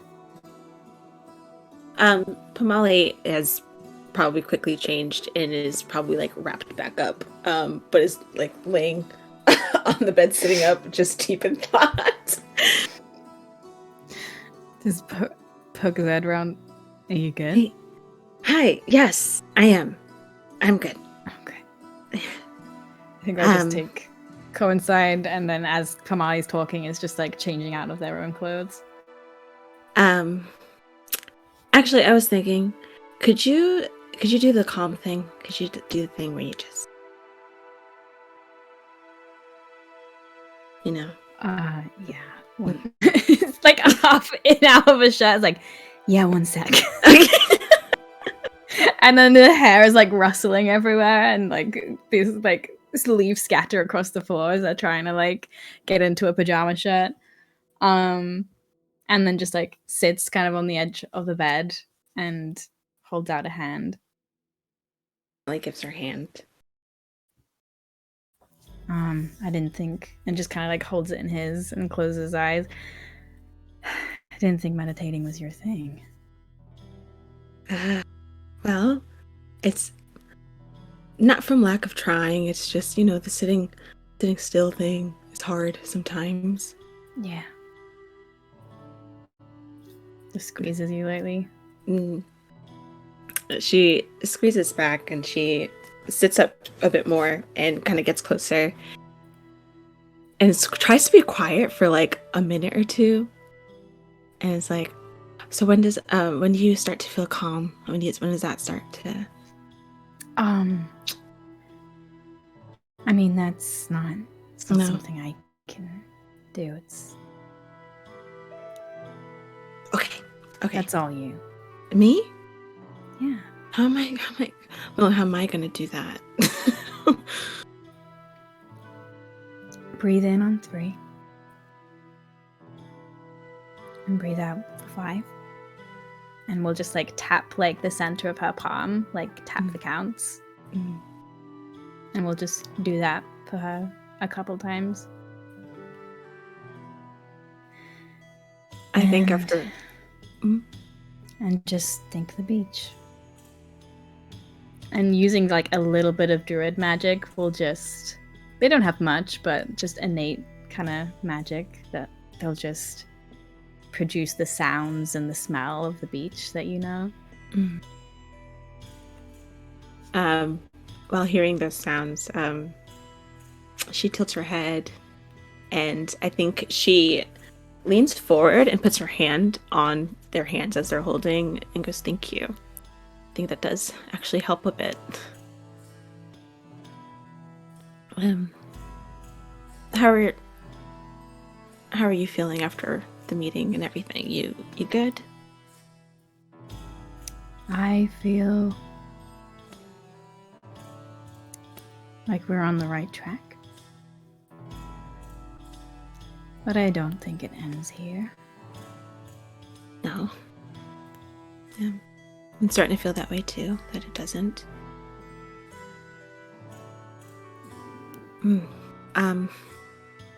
Maybe in the morning time, I'll try to figure all of it out. Maybe it's just, I feel so silly. I feel like Ventress has been stressed all day. And I don't know how they deal with that constantly. I've been stressed for 1 hour, just the thought of doing what I have to do tomorrow, talking to Siren, and I'm so nervous. But it's gonna be fine. Maybe it's not what we think. Yeah. Maybe it can wait until we know a little more. Yeah. I just worry that I think in order to know more, a conversation's just gonna have to be had. And I don't know, there's just conversations with them are always a little awkward. But that's fine. It's gonna be okay. I don't think that I hope that their heart wasn't in a bad place. I don't think it was. I don't know. It's me assuming. It's fine. It's gonna be fine. I think she's like realizing like what she's opened up a bit more, and she's like kind of sucking it back up a little bit because it's gonna be okay. Well, I'll be with you. You want to come? Yeah, I'm gonna be there.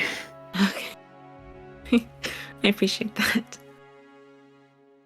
Because me and Soren get on really well. Yeah. And I think Oh, really? Yeah, best friends. I didn't know. Wow. Yeah, just all you know, that time. especially the last couple of years, just really hit it off. Wow.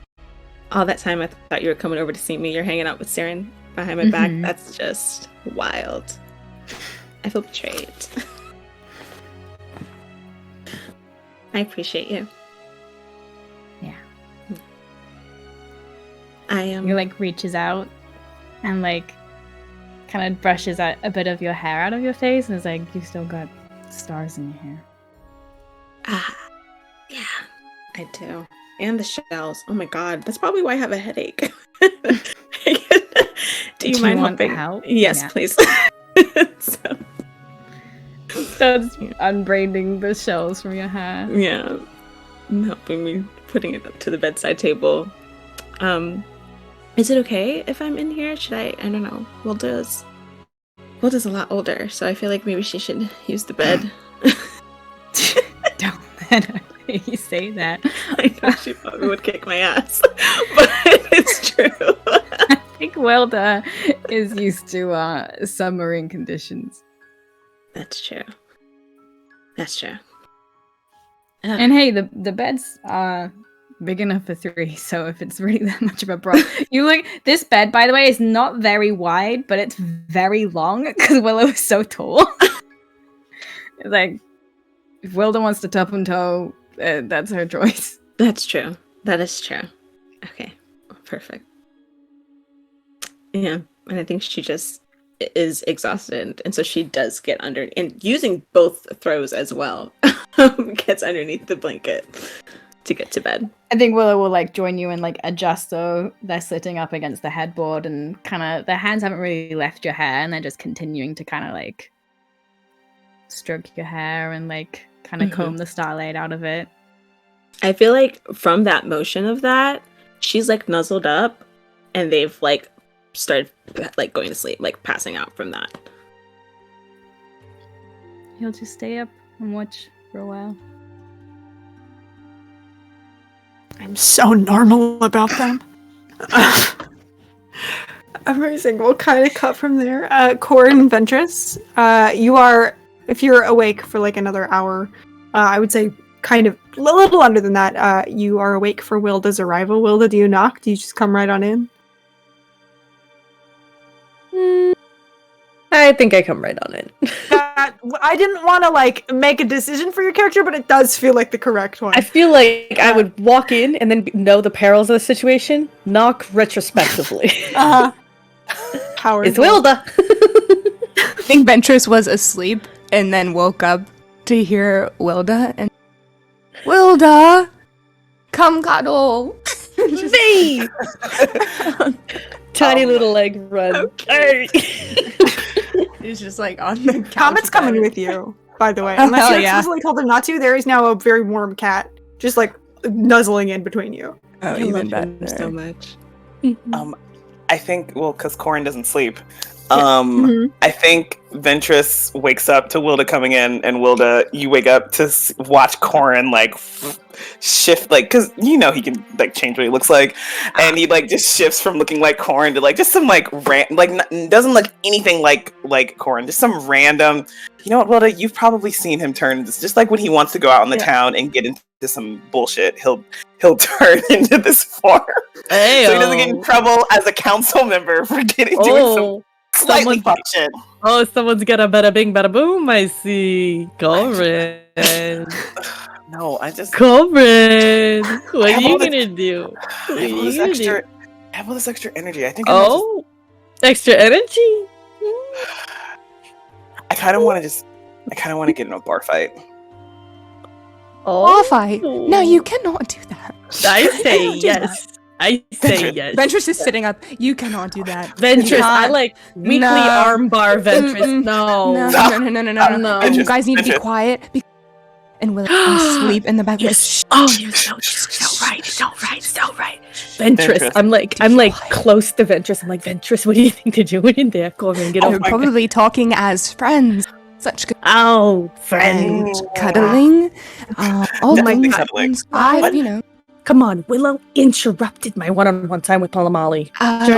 You're still into this. Listen. Hilda, don't you dare. I am furious. I'm calling in my chip for that one thing. Don't you dare. Molly, as a friend, they take such care of each other. You cannot go get in a bar fight. Do you understand? Do you hear me when I say that? No. I'll fight you right now. No. Okay. Ventress. I won't go get in a bar fight. I am going to go have a drink. Okay. I am going to go have a drink. Right here. You can drink in here. I don't. I'm not drinking. I'm trying to go to sleep. And now I'm getting wound up again. Because you want to go get in a fight. We're guests here. We're guests here in Willow's apartment. Ventress, I'm not going to go get into a bar fight. I am going to go have a drink with some companions that I hang out with. Companions. Listen, I don't want to involve myself.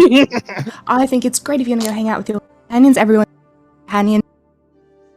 Don't get in a fight about. That's all. We have to get up in like 6 hours. I mean, I don't have to get up in 6 hours. You know what I'm saying. Well, Wilda, are you like right next to Ventress right now? Like, am I facing out, or are you like? I am nearly snuggling Ventress. I think Ventress's head is like in the crook of Yeah, like I did the mother pull, which is when you pull someone into your like shoulder chest, and you're just like. Ventress is happily there. Yeah, I think Corin's like just like hand behind his back, just standing like this. Like, Ventress, I promise, I will not go get in a bar fight. Let me see both your hands. Let me see them. Say it again.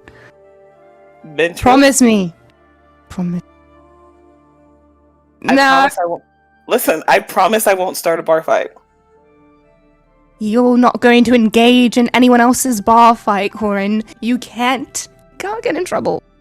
How am I going to get in trouble? Why don't you wait? Because like listen, Molly's his brother. Fight that. To be honest, I'd love to get a no. I think I should go get this out before I hit her brother. I think that would be actually a worse way to a worse way to handle this situation. It would be a lot more stressful for Molly. So so true. Willow's gonna try to take a few out. I can.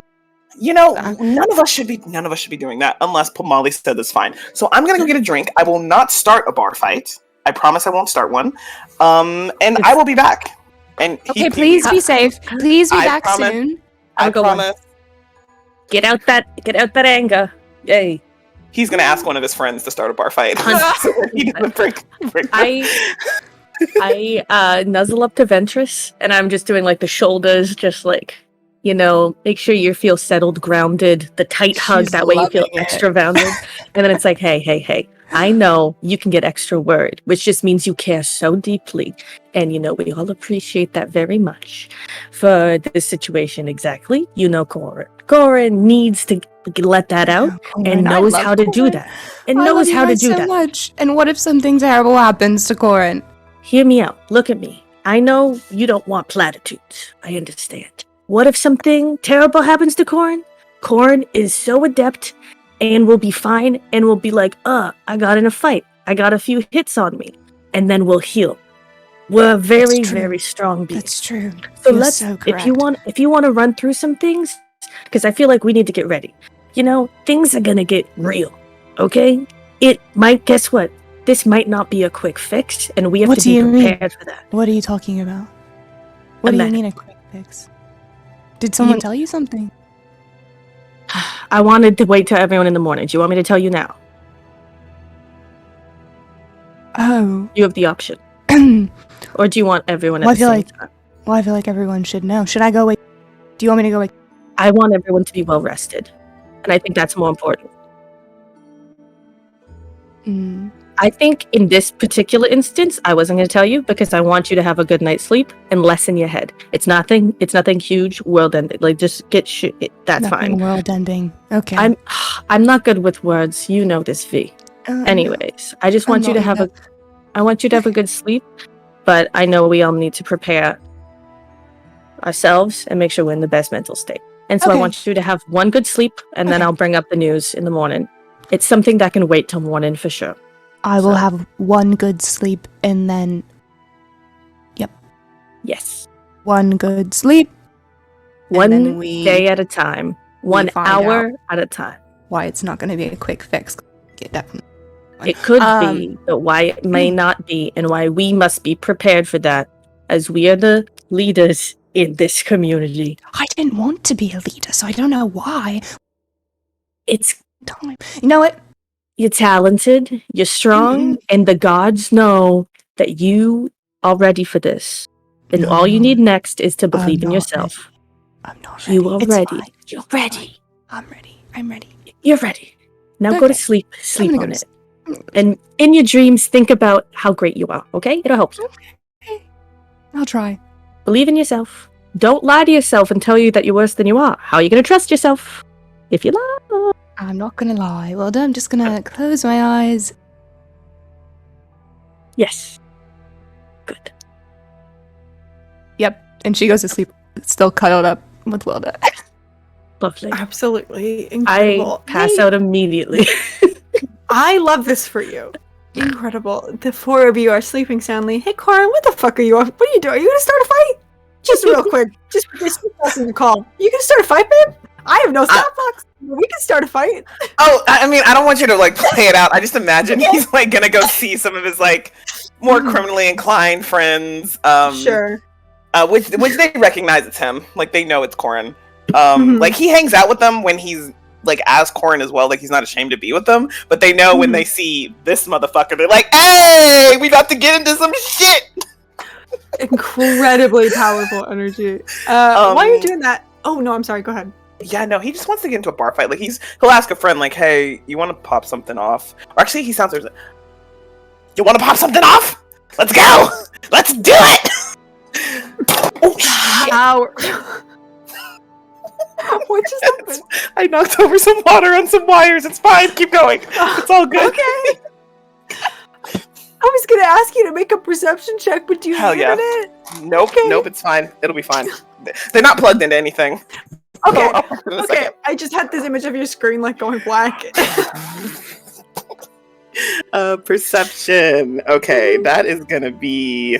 God, not sleeping is so great. I need to do this with I need to play Warlocks more and not have to sleep.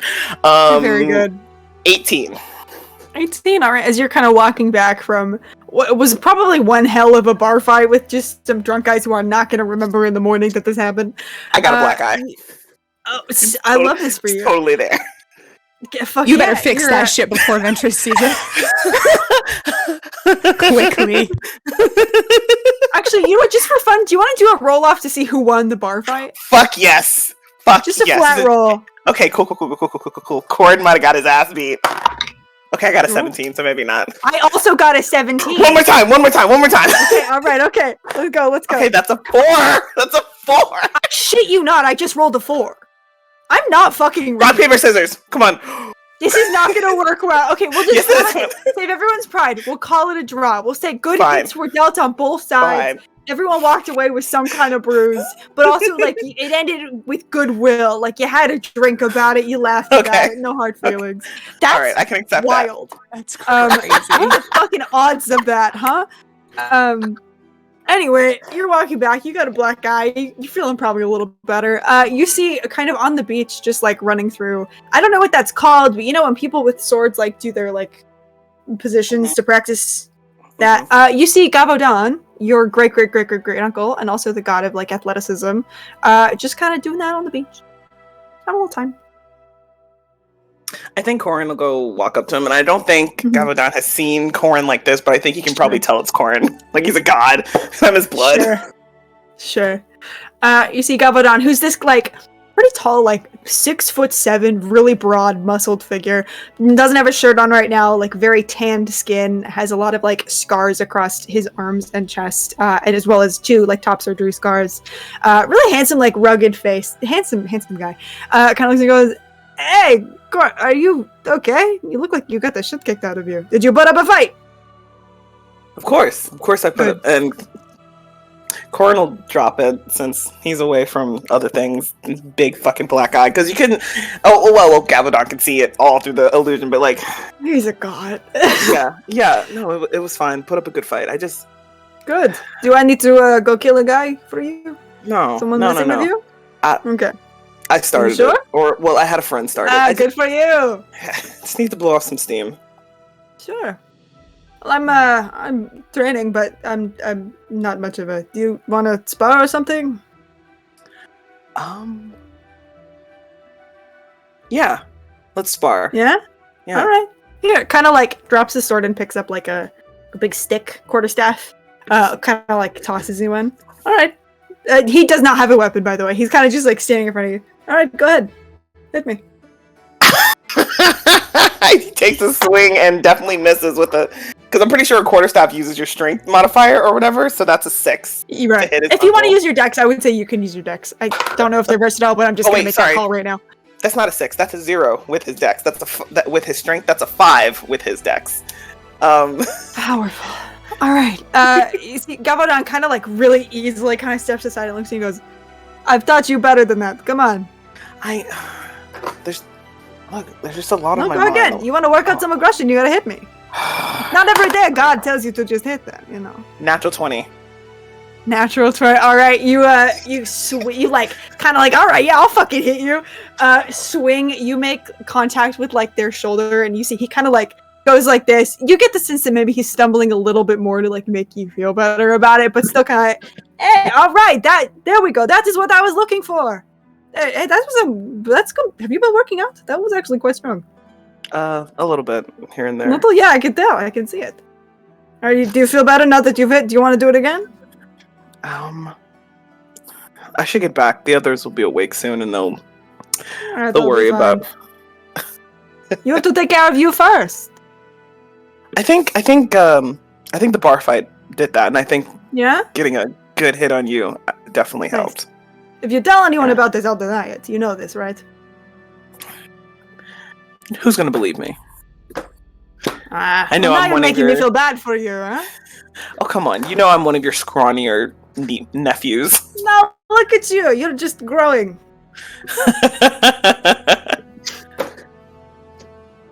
Hey, it's been a big day. Are you okay? That was kind of a lot. The festival. So, which, by the way, was great. Yeah, did you like the food? I didn't get to help cook anything, but I got to like. Oh, it was good. Supervise, I guess, which wasn't that bad. Good. No, I had a good time. After a while, I started throwing some kids off the mountain to do the gravity surfing. It seemed to be really fun. Yeah. I'm sure they love that. Sorry, that you're doing it. What else am I gonna do? I'm just a big guy. Yeah. It's fine. Whatever's happening, we're gonna fix it. We're gonna fix it, and we're gonna bring whoever's responsible to justice. Or, if they put up a fight, maybe kill them. Oh, and he's like very cavalier about it, which is out of character for him. He's like very Gav knows he's chill. He's like whatever. See, one of Gavaldon's eyebrows kind of like raises a little bit and goes, "Oh, bloodthirsty are we?" No, just ready to do whatever I have to make sure everything's fine and to punish who's responsible. Right, well, don't lose yourself in the process, yeah? I'll be careful, but okay. I'll do whatever I have to protect my friends.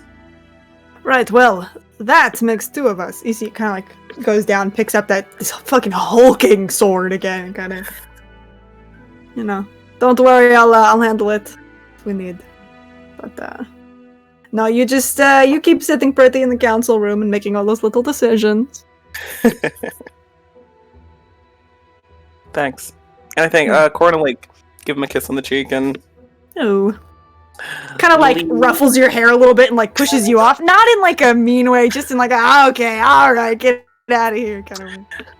I think in this conversation he's forgotten to put back up any like I think he was planning on just putting up a disguise to make it look like he doesn't have a black eye but still himself. But it's early. I think it's like he probably, some people might see him, but he definitely forgets to fix the black eye or anything before he goes back into the house, where I'm assuming y'all are awake at this point. Are you out? Is this like all night? Like you're literally out all night? Oh yeah, like he gets into the bar fight, but then he because I can do up to an hour of strenuous activity before I don't get a long rest. So he gets into the bar fight, and then he spends some time sitting on roofs and just watching the sky or whatever kind of thing. Yeah. You can also, Gavadon makes it kind of clear in the rest of your conversation that you are welcome to sit and stay if you'd like. They're kind of just, he's doing his own thing. If you would like to watch the heart rise over the beach, you can absolutely do that. And yeah, eventually you make your way back with everyone kind of slowly starts to wake with this big blue ball of energy kind of making its way up into the sky and lighting over all of the, treetops and the rooftops. And all of you face a day of something, huh? You're going to do something. That is where we're going to call it for today. We'll pick up next week with what I'm sure will be a totally normal conversation. It's not going to tense literally at all. Thank you all so much at home for joining us. It was a great time. Be sure to come back in. We are coming back in 2 weeks, right? That's not the next one is where things get funky. Nope. Come back in 2 weeks on the 9th for our next session. And after that, be sure to check our Twitter to find out when we're going to be live. It's going to be a great time. Have a great day. Bye. Bye.